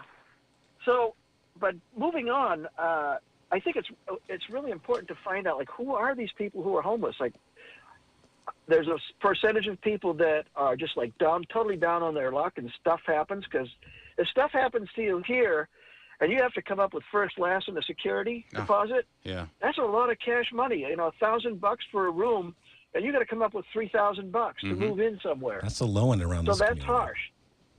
But then you have 2 other categories of homeless people, and I'd like to know what the distribution is. But one is the people that are like they don't want to work. They're collecting disability. It could be mental disability, because you can get mental disability for drug addiction and alcohol addiction. I know someone really close to me that did exactly that. And then there are some people that just don't want to work. And then you have other people who have mental health and or drug problems, and actually drug and alcohol problems are generally nowadays considered mental health problems. But we don't know what the exact distribution is. Yeah, well, I think we're going to send Billy Army in there to find out. I'll go down there and talk to those people. He's going to do an investigative report. I absolutely will. And then the thing is, there's actually, Malcolm Gladwell, the guy that wrote Outliers and some other books, writes for The Atlantic. No, I don't know the name. I know he writes for The New Yorker. Well, he's written a lot of books. And he wrote one of his books had a collection of, it's all nonfiction. One was about homeless in one particular city, and they found out that there's a very small cohort within the homeless community that costs the most money. It's a small number of people that they have mental health problems, they've got drug problems, I they get arrested a lot. totally believe that. I mean, you can look around just here in our own homeless community and see the troublemakers. They stick out like a sore thumb. Jim, thank you for your call. We are up against a break, though. We got to get to these phone calls, so let's try to get to the next one. Steve calling from Midtown. You're in the air. Hey, Steve. Yeah, great call from Jim, by the way, and thanks. And Billy Army, take a deep breath, brother, because he's spazzing out over here. This problem is a lot bigger than just the camp at Ross in Santa Cruz. What we have is a social phenomena that's happening before our eyes. We're seeing the transformation of a social crisis that's finally coming into perspective here on the West Coast. And I saw a movie a few years ago in Monterey. It was put out by the United Nations. It was called Slums of the World. And welcome to the USA. Now we have our own slums. This Camp Ross is our version of the slums of the world. But they're not alone, because this little micro 150 tents, they're in San Francisco, Los Angeles, San Diego, Seattle. In fact, I heard there was 1,000 people living in the Ventura riverbed when they cleaned that thing out a couple of years ago. But what I think is the real philosophical thing, and this is for Billy Army, when you look at this picture, there's no one reason why any individual's down there. There's 150 reasons. Sure, yeah. And Ross, but you can, like Jack would say, probably you can sort of generalize a little bit. I've been down there 4 times now to talk and interview the residents. I want to get a feel for those people, what's going on with them, what their hopes and dreams are. And what I found is there are a lot of there's a lot of young, able-bodied people in that camp, which when you think about that, that's a little bit of a shock, because if they're young and they're able-bodied, then you'd think that they would have options. Maybe. Thank you for your call, Steve. 479-1080. Speaking of that, just real quick. Good call, Steve. Every time I see, I'm up at an intersection and I see a young, quote unquote, able-bodied person. They don't. Go ahead, say it. They kind of hang their head down, and I don't know if they're doing it because they're in the position that they are. I mean, I'm sure it's not a very proud position to be in. But to me, it looks like they don't want to look me in the eye because they know that there's a guy that works and is probably not going to tolerate my... You think so? Does that happen? Yeah, dude. I don't know what it is. Maybe it's because I'm Hispanic. Maybe because they think I'm just going to be me. I don't know what it is, but the impression I get from the look on their eye is, yeah, I'm not going to ask this guy for money because he's just going to see right through me. Interesting. 479-1080, 218-5726. We got to get to the phone calls on the other side of the break. The countdown starts. 479-1080. You're listening to Flight 1080 KSCO Santa Cruz. Anybody still out there? Anybody still listening? Holy cow, dude. What is that break? 15 hours long? That was a rather elongated one. We still have callers and on the flight waiting, Dave? Oh, man. Holy sea cows. At home. Jeez. Hey, MZ. Let's get to the phone calls. MZ just walked in. MZ, we're talking about the homeless encampment right now. You want to hang out with us? You want to talk? Don't you have something nice to talk about? Sure. But okay. But yeah. I mean, like I said, I'd like if I don't know if this is possible, but I'd like for KSCO to be a positive force in solving that problem. Sure. That's why we talk about it. It's such a complicated problem, MZ, and I got really upset and excited about it because it really is a tragedy, and at the end of the day, we need to solve it. Nobody wants this to be going on. Let's get to the phone calls, dude, because these guys have been hanging on forever. So let's do that. Michael calling from Santa Cruz, you're in the air. Hey man, thanks for taking my call. I appreciate it. I had 2 comments. One was just a clarification on the head count at the camp, and the other had to just do with psychology. Real quick, so that the city council meeting where staff discussed it. They said that the actual population of the camp is I think they said 90 to 110 at night, but during the day it swells to over 250. And they made a comment that swelling of the camp during the day is largely people coming from South County to participate in the drug culture. So I didn't know if that meant, dealers and, other users and stuff, whatever. And then the other thing was just psychology. On when we analyze all these problems, we look at the world really mechanistically, and we talk about capitalism and all this crap.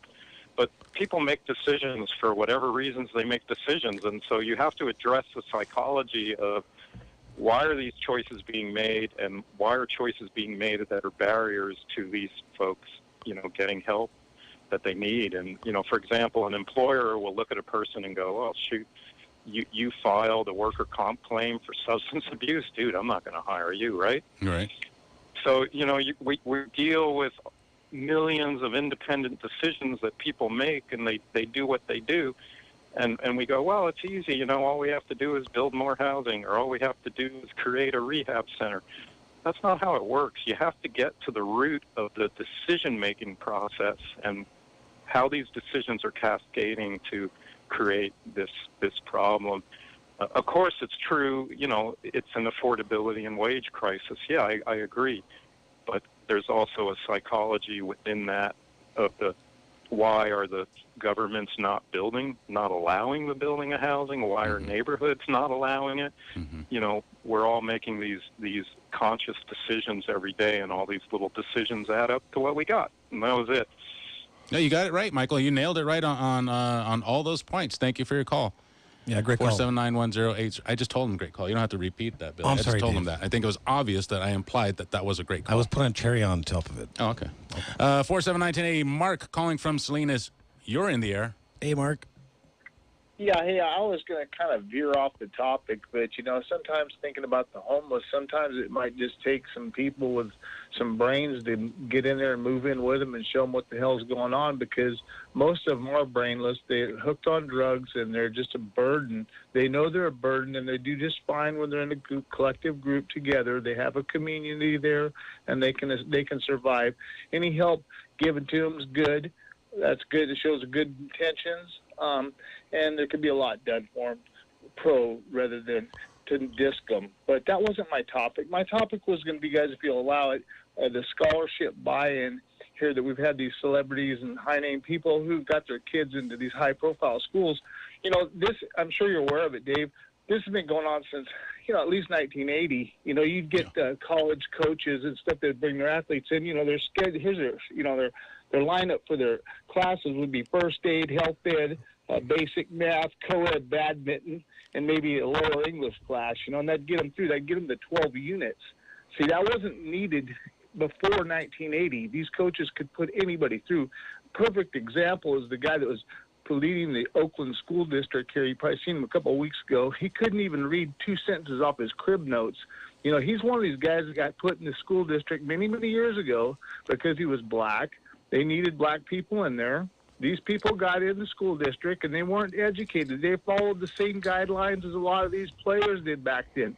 They were pushed through the college because the colleges have tons of money, and the sports revolve them. So these people, in defense of the people that are going up against it now, I would just say that this has been going on for years, and the colleges are guilty of it just as well as somebody who everybody knows they'll follow the money. If the money's there, opportunity generally is there too. You know, it just seems to me so hypocritical to come after them with such a heavy hand. And, you know, this stuff's been going on. This is not for the homeless.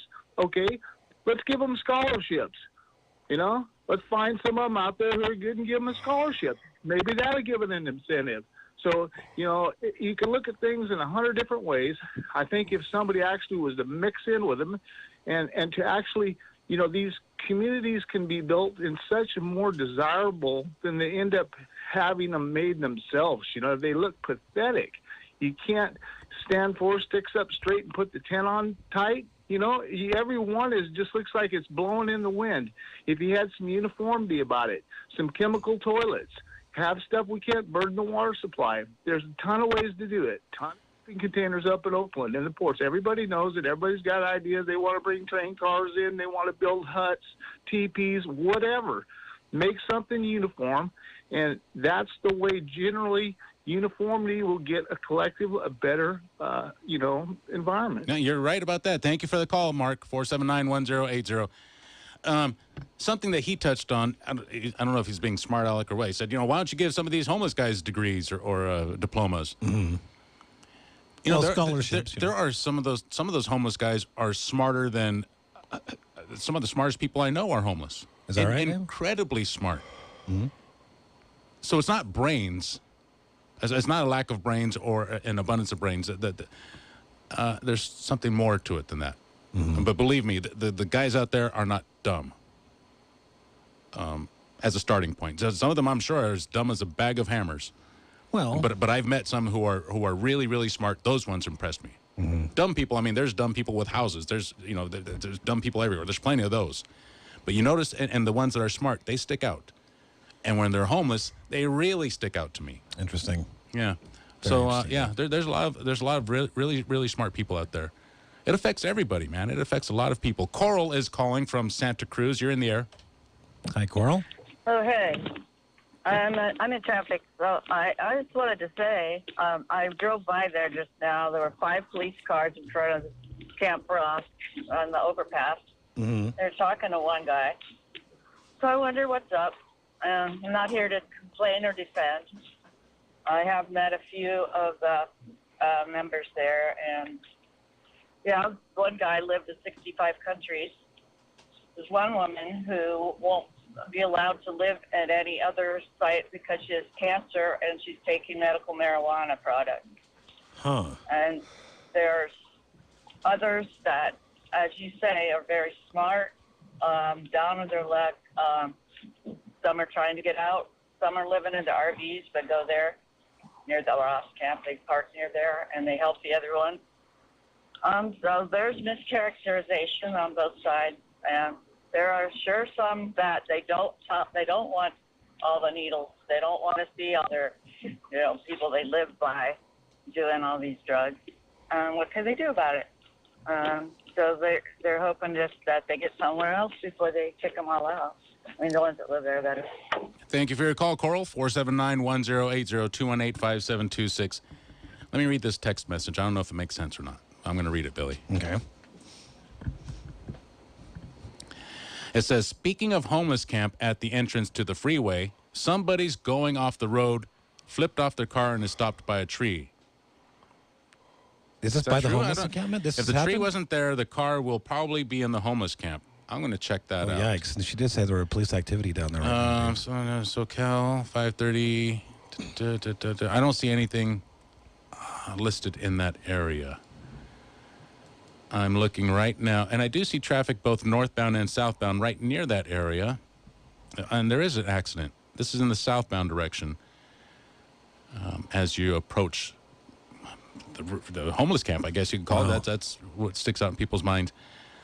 I don't have any details on that incident, though. Let me see if I could get some there. No, I don't have any details. 218-5726, dm@ksco.com. Can you do a radio broadcast from the homeless camp? Dave? Yes, we could. Yeah. Couldn't we? Want to do Flight 1080 there for Monday, not starting, but maybe on Monday? I don't have anything against it. You should do it, I would Dave. need somebody to hear it. Radio. It'd take more than just me to do it, though. Yeah, no, we'll figure it out. I wouldn't mind doing a show from there. Not at all.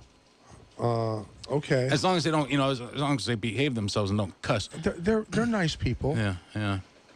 I mean, the ones I've met. I've met some out when we were doing the shows at the farmers market who were out of their minds, man, and had no idea.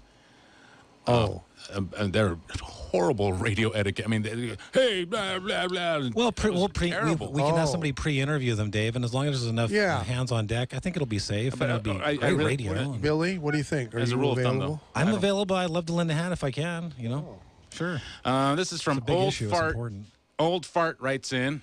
Old Fart? Yeah. Thanks for the email. He says, regards to people not getting hired because of workers' comp. Oh. Claims that is completely illegal. That information is protected by HIPAA laws, and the employer or prospective employer would never know unless you are divulging information. The prospective or prospective employer is provided by law for even asking such questions. I think some of these words there's a lot of typos in here. The Home Association, and there you go. Oh, he says, sorry for any typos. There you go. Okay, he's dictating while he's driving, which you can do. Oh, I see. And so I understand. Thank you for that call, Old Fart, or that email. Yeah, well, it's an interesting email, and again, it goes back to the thing that I hate the most is all the red tape, and it's and I feel like there's good people that want to do good things, and then they get scared off because of red tape and fear, and this will happen to you or that'll happen to you, and that just makes me sad. Can you believe the city council said there is no emergency here. I know. Isn't that ridiculous? It's a tin ear Dude, if I've ever heard one. Don't you see what's happening? Oh, it's so obvious. There's an emergency. There is an emergency. Now, it's not like you're cutting off your head or cutting off your finger or something like that. That too is an emergency. This is a different type of emergency. Well, it's been an emergency for those people that have passed away in those camps recently, Dave. It's not life or death, immediate life or death, but these people are dying out there. They are, yeah. They're dying. They are. It's terrible, man. It's heartbreaking, and it's not a fun topic here on Flight 1080 for a Friday. Good job. But it is important. We like to tackle serious issues occasionally, and that is probably the most important issue in the county. And as Dave is always talking about, it relates to housing. So we need to build more housing. Let's get a fun one. How about here. this We got one? a caller in the air. How about Dave, some good news? 479-1080. Good news. You ready? I am ready, Dave. The Oakland Raiders will stay in Oakland another year. How's that sound? That's football, right? Gee. Wow, no, that's Billy, cool. What am I doing here, dude? That's cool. No, but I heard it's a lease issue, isn't it? They're only allowed to be there for like a year, and it's a lease thing. And I guess some people are prompting or speculating that they're not going to play their best football. Are you reading over my shoulder? No, I'm not. Okay, because that's... I know a little bit about football, but I don't... The Coliseum Authority has approved a lease agreement to keep the Oakland Raiders in Oakland for at least one more season. Mm-hmm. If you want to read about it, you can read about it.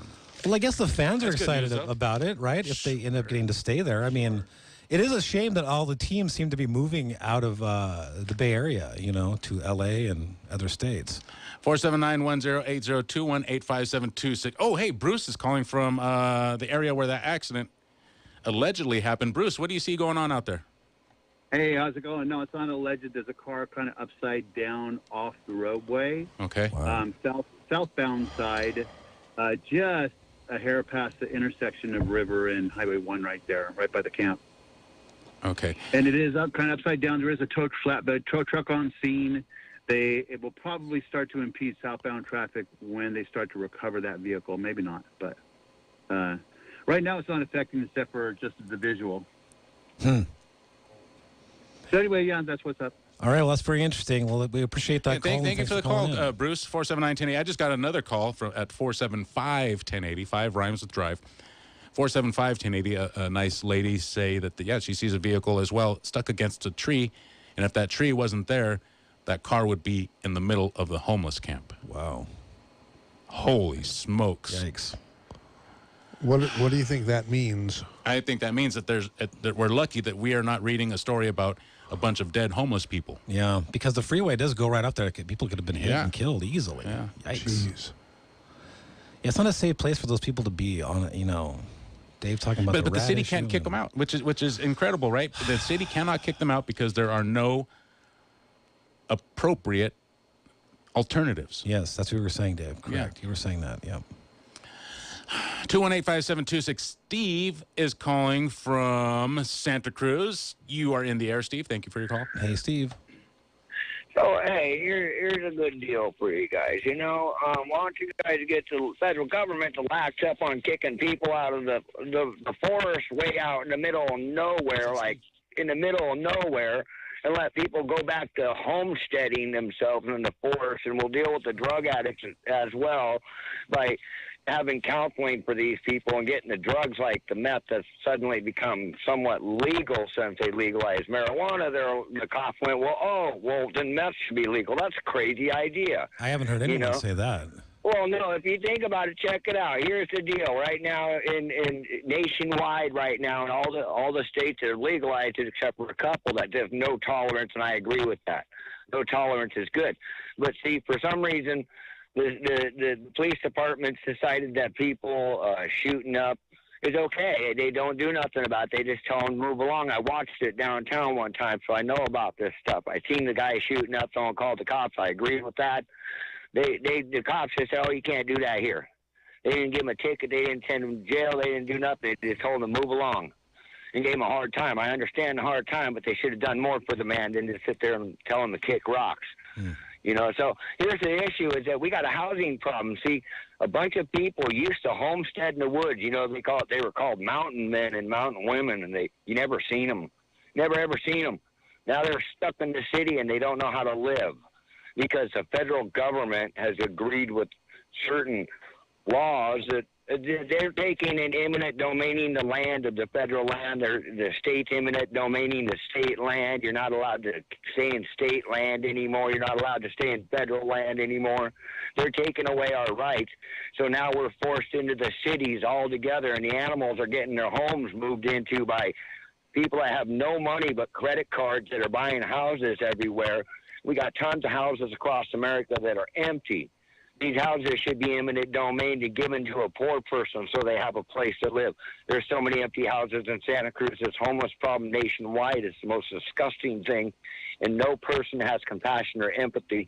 So they can never have love for their loved ones or anything if they can't have compassion and empathy. I'm with you, Steve. Thank you for your call. I can agree with your ending sentiment there, He's Steve. got passion, Absolutely. that's for sure. Your line of logic was, I was a little confused in the middle there, but... Well, does that mean that a vacant home in an area with high rents and with a homeless problem should not be permitted, should not be allowed? That's according to Steve, yeah. There should be a homeless guy moved right in. I think that would be a good topic for tomorrow's Saturday special. Because I don't have any topic for the Saturday special. All right. All right. Well, maybe that'll work. Yeah. Would you allow that? Would I allow that? Yeah, would you allow the homeless people to sleep in your house? No. Yeah, I would not. That's just begging for trouble, man. And I would not. And I guess I'm a mean-spirited, uncompassionate person. But I've answered your question honestly, Dave. Right. Yeah, I mean... Well, that's good, MZ. It's good to be honest. But you went down there and were at least concerned, and that's more than more than most people do.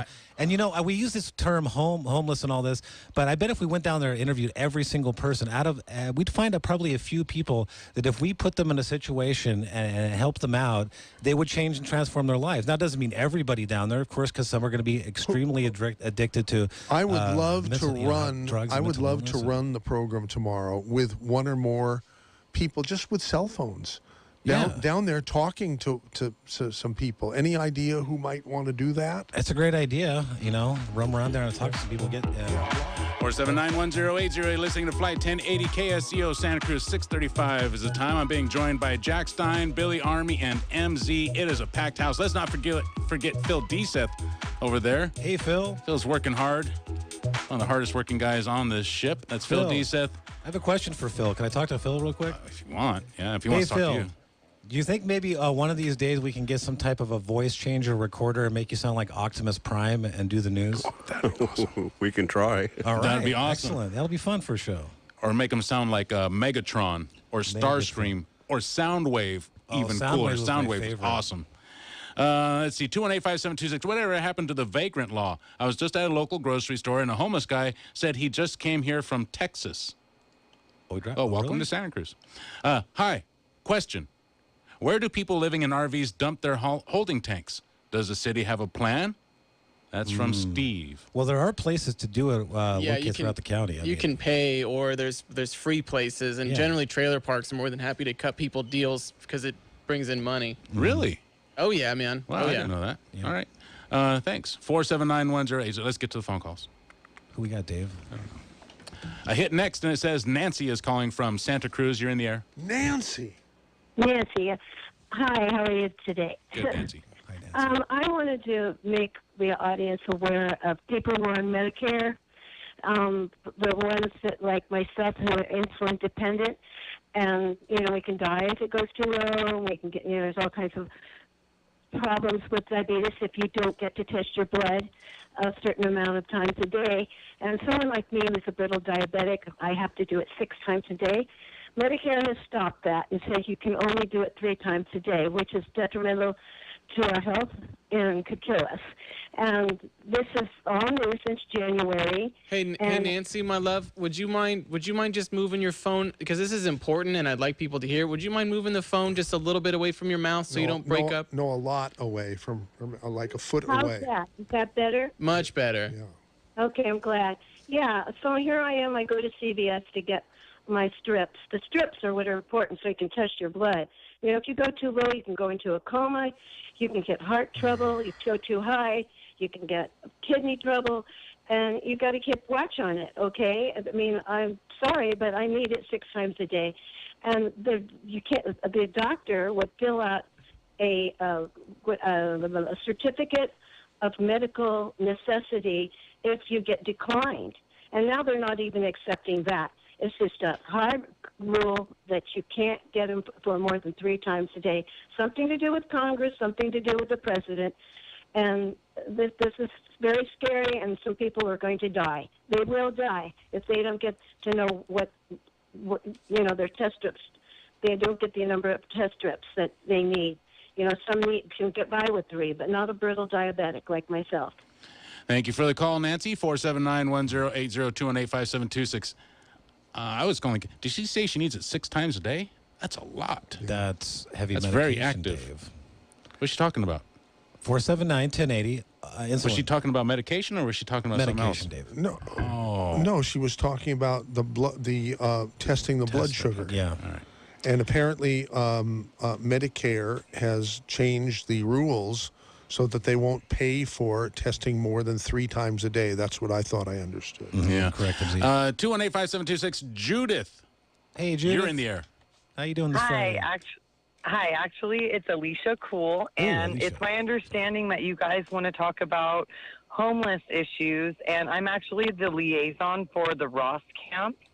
Oh, you are, so Alicia. Well, you're the perfect one to be calling in right now. Thank you for I calling in. am. I can answer any questions. I can answer the last question about where people dump. Typically, they dump either at the 76 station on Soquel or at New Brighton for $10 as far as the RV dumping.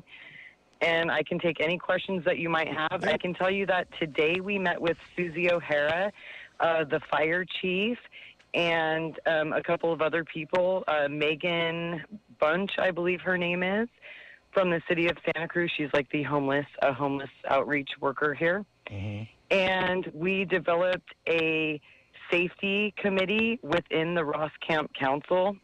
And so we're going to be working on making some adjustments to the camp itself as far as some access. We're going to be moving things around, cleaning up some debris. And so we're really focusing right now on addressing community issues about health and safety there at the camp. And I just want to let everybody know that there is a lot of solidarity within the Ross camp. It is a community. They are working together to get a lot accomplished there. And I'm also advocating for low barrier shelter model for the next phase. It's obviously understandable that everybody can't stay at that camp forever. Alicia, Michael Zwirling, the owner of the station, is sitting here with us, and he was down there before. Have you spoken with MZ at all? No, I haven't. Okay, well, we have Alicia on the line, MZ, and she's basically the defuncto PR press agent down there for the camp. Defuncto? Well, I mean, it's sort de of facto? de facto. What do they call that? So she's the one sort of speaking for the camp now. And I think maybe you should speak to MZ on the air here, because you'd be the perfect one to talk to, and maybe have her call in tomorrow on the Saturday special. It could be a good interview there. Are you there? Are you at the play? I believe I'm she's not there. there right now, but we had a meeting earlier today. We met there at 4. Okay. And we're meeting again tomorrow at noon. I mean, if anybody wants to meet down there. She could call in, though, right? Yeah, we're going to certainly be covering the top. I'm not sure it'll make it the topic for the whole program, but we should. I mean, we should talk about. The more we talk about it on KSCO, the sooner we might stumble upon some partial solution, right? I mean, absolutely. Yeah. And I have some solutions. I'm actually advocating for the Dignity Village model that's in Portland, Oregon. It's very, very low cost as far as funding, and it's a very successful model. Would you, off the air, would you call 475-1080 off the air and leave me your contact information, like a cell phone number? Yeah, absolutely. And Dave or Jack or someone will pick it up and transfer it to me, and I'll be able to get in touch with you. Certainly. Okay. Hey, could you just stay on the line real quick so I can write your phone number down? I can write it down right now. Oh, good. Yeah, you've got it. All right, Alicia, stay right there. I'm going to put you back on hold. I think I can. Actually, I don't know if I can. There. I think I put her back on hold. Yeah, she's on hold. Okay. 479-1080, 218-5726, dm@ksco.com. Keith in Aptos, you are in the air. Hi, Keith. Yeah, you run a great ship or boat or plane there, by the way. Love your program. Thank you. Several things. I don't have an answer to the homeless. I can tell you somebody makes exceptionally good money. I own a boat, a truck, a car, and a dog. You've seen the dog with the sunglasses. Oh, yeah. Yeah, I know you. I've got a picture of your sunglass clad dog. Hey, NZ, how you doing? Yeah, we put the headphones on her and she was at the mic. That's right. But I come back from Baja usually every winter. I didn't make it the past couple winters, but I come back. I used to couch surf and find a place, but it's gotten to be in the last 10 years, oh, you got a truck? Oh, you got a car? Oh, no, we only got park at the... Oh, you got a dog? I mean, and I make exceptionally good money, but I'm not going to spend $5,000 a month to rent a room. Yeah. So there's so many sides to this. It's incredible. I want to share that. And also, I'd like to state, for the record, the guest that you had on last night, Dave, is rather unintelligent and has not studied the fluoride situation. It's straight up industrial poison that's been shoved down our throats. It doesn't do anything for your teeth. And in fact, you're welcome to talk to your local dentist about that. But on that... Dr. Biles, for example. Well, have you ever heard of Stanley Monteith? Yeah, Dr. Biles is a good friend of Stanley Monteith's before Dr. Monteith moved to heaven. Yeah, Dr. Monteith would be a boring interview now. Unfortunately, yes. He was a great orthopedic surgeon. He put my knee back together. I can walk, dance, and hike, and I'm not supposed to be able to. He was the greatest, yeah. Great guy. Thank you for your call, Keith. 479-1080-218-5726. Did you ever see Dr. Monteith's purple Cadillac? Ooh. Yes. Yeah, I did. The first time I ever met him, he pulled up in front of KSCO, and there was for some reason there was no parking, and so he parked it right in front of the driveway. And I was like, you can't do that. You can't park the car there. Number one, it's illegal. And number two, I mean, we need people to be able to get in and out of our driveway. He goes, oh, well, my son, could you please park it for me? Thinking, what am I, a valet? What do I look like here? Right? That's funny. So I took his car, man. I just burned rubber all around the block. That thing was fast. Wow. That was a great car. Dr. Monteith drove around a great car and never got driven like that, I guarantee you. God. Yeah. I wonder if I have my Dr. Monteith Saturday special promo, which was really good. Oh, wow. I'll find it. All right, go ahead, dig that up. I'm going to take a call from Joe. He's calling from Salinas. You're in the air, Joe. Hey, Joe. Hey, Dave, Jack, how you guys doing? Good, Joe. What's up? Hey, come on, man. You think I want a homeless guy as my neighbor, man? Come on, man. I work every day. I get up every day, man. You think I want him snooping around my house when I'm not there, man? Come on. Are you guys crazy? That's a good point, Come dude. on. These guys are going to do nothing but bring a whole bunch of trash to the house and just be hoarding trash all day long, dude. Because that's what they do. Hoarding trash. Maybe we should give him a job at the... No, I can't say that. That's I've terrible. never seen a clean homeless person. I'm sorry, but I haven't. Not to this day. Yeah, well, You guys have a good weekend. All right, Joe. Thank you for the call. Thank you for the call, Joe. Part of one of the biggest complaints that I read coming from the homeless encampment is that there's no real rules, so you can have a whole boatload of garbage, and it could be spilling out of your tent, surround your tent, and there's no rules against that. So some people, they got all kinds of junk laying around their tent. I found it. You did. It's a little tinny because it's coming out of the iPhone speaker. All right. But it's audible. Should I play it? Sure. What is it, a minute long? Yeah. So how do you like the current program lineup on your favorite radio station? We like to think it's getting better all the time, and there's certainly no shortage of interesting topics to discuss these days. I've become fascinated with so-called conspiracy talk hosts and callers who, given the current state of our government and economy, are making more sense to me every day. No, I'm not going off the deep end, but I am sad that some of our own great hosts, such as Charlie Friedman and Dave Corsi, are so close-minded about this subject that they won't even discuss it and quickly dismiss callers who suggest conspiracies as nutcases or whack jobs. Okay, so I'll do it myself on my own show, where this week we will feature the granddaddy of the movement to enlighten America, that it's not about left and right, Democrats versus Republicans. It's all about control of all wealth, all health, and all people by a small group of very wealthy, conspirators. Join me and Dr. Stan Monteith, our guest on the next KSCO special, this Saturday, 10 a.m. to 12 noon, right here on It's Pretty Stupid for You Not to At Least Try to Listen Radio, AM 1080 KSCO. Wow. That's interesting, MZ. Yeah, That's very interesting. I have a whole bunch of those from when I used to have time to print to. How do I? What's going on? How do I shut it off? Okay. Yeah, when I used to have time to make promos. Mm-hmm. I don't have any time anymore. Well, I'm just too lazy, and I think I've lost my vocabulary. How's the singing going, MZ?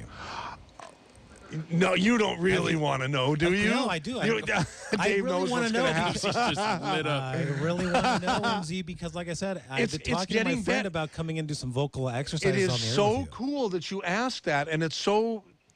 I'm so ashamed of myself that I walked in here and I've been sitting here, almost falling asleep, not because of you, because of me. Okay. What came in the FedEx today was 12 giant boxes. What? Full. Yeah, it came after you were in here. Richard, the esteemed engineer, Richard B. Luther II, right, unpacked them all. And now we have 4 wireless handheld karaoke microphones. And we have a new, and I said, will you please, test it with our new system that I bought, some weeks ago. And he did, and it worked. And it worked great. I hooked it up to the iPhone, and I did, you don't want to know what I did. Build Me Up, Buttercup. I could do that. No. I don't like that song. That's... Okay. Anyhow, I did whatever I did. Oh, I know what it was. That Bob Dylan, Rainy Day Woman. Remember Rainy Day Woman? No, never heard it. I don't know that karaoke, yeah. No one wants to hear anything unless anybody. Is it a good recording? Did you get it recorded? No, I don't record it. I just. But I'll tell you what I have that I can easily do if you want me to. Sure. And if you don't, I understand. People say that if you. Well, we only have a few minutes. Let's have some fun. Well, give me the name of a song that you want to play. Karaoke. Okay. Karaoke song. Okay. How about "It Never Rains in California"? Albert Hammond. How about "Good Job" by Barry Manilow? I did that on this show, didn't I? Do you want to do the "Never Rains in Southern California"? I've only done it once, but I guess I can do it. Should I try? I don't know. I mean, you decide. What? Oh, shoot. What? You should get a good one for him, Dave. I know. I can't think of anything right now, Billy. Okay, I'm going to give you. I'm going to give you some sort. Okay. Barry Manilow. I write the songs. I did that on the Saturday special. You did, yeah. That was a great song. Ventura Highway. I haven't done that on the air yet. I've been thinking about that. Hit the Road, Jack. Ray Charles. Rainy Day Woman. Yellow Brick Road. Elton John. I write the songs. Okay, Sarandon. Back on the Chain Gang. Or Chain Gang with Sam Cooke. Remember from the 60s? That's a great song. I'd like to hear you do that one, actually. Really? Yeah. Yeah. All right. All right. Let's see if it works here. Dave, do you want me to find it? I'm busted. Oh, I'll see if I can. Oh, wow. Well, see, I have to. I'm doing it here on the iPhone. Right. You can so use if that you for don't the mind. Here we go. I got the better sounding one. Okay. There it is. Yeah, but it won't be in sync, Dave. Oh, I see what you mean. 4, 3, 2, 1. That's the sound of the men working on the chain gang. That's the sound of the men working on the chain gang. All day long they're saying, together. Oh, one more. Well, don't you know? That's the sound of the men working on the chain gang. That's the sound of the men working on the chain gang. All day long they work so hard till the sun is going down. Working on the highways and byways and wearing a frown. You hear them moaning their lives away, and then you hear somebody say, that's the sound of the men working on the chain gang. That's the sound of the men working on the chain gang. Can't you hear them saying, I'm going home one of these days. I'm going home, see my woman, whom I love so dear. But meanwhile, I've got to work right here. That's the sound of the men working on the chain gang. That's the sound of the men working on the chain gang. All day long they're saying,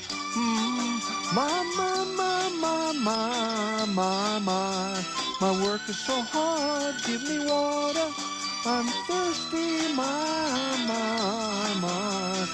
work is so hard,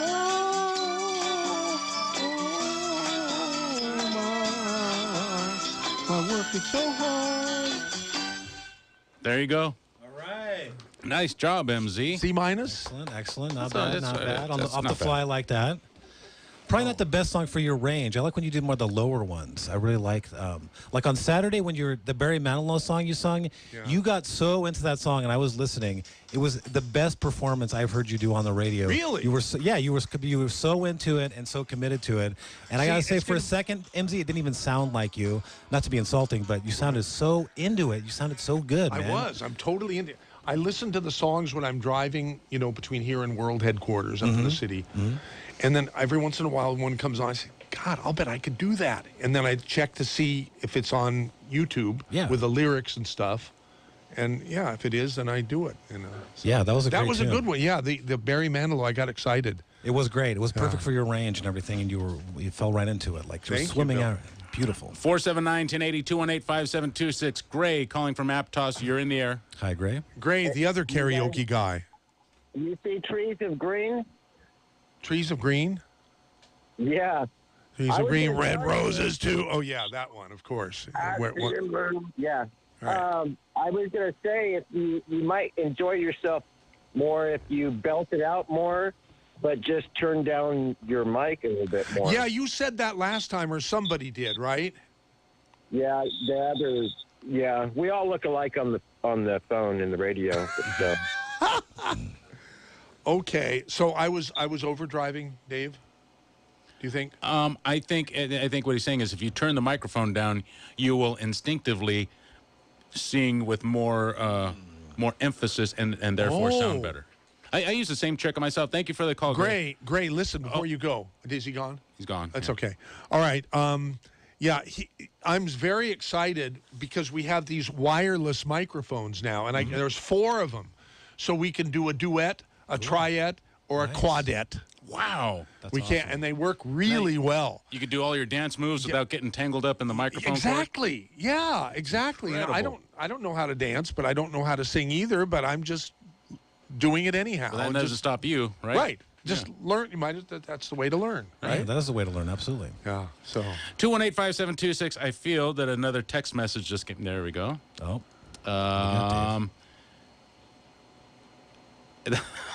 Uh-oh. Oh, come on. Don't quit the day job. Another one. Another one of those. It said that the dog started whining when you right.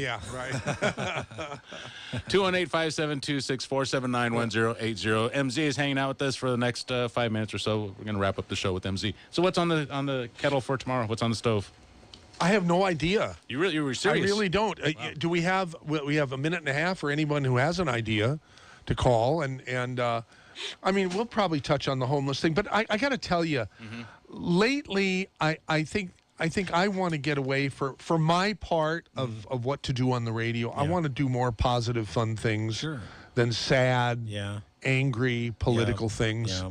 Yeah. You know, so I don't know what that is. Maybe we'll tell jokes. Yeah, we used to do. We did 4 great joke specials in the '90s. In the '90s, we've. Before my dad and before Jack Muth moved to heaven, both of them. And maybe we should replay some of those. You know, I don't know. Does anybody have any nice jokes Do you have any nice jokes, Dave? Do you have any nice jokes, Bill? Do you have any nice jokes, Jack? At the moment. 218-562.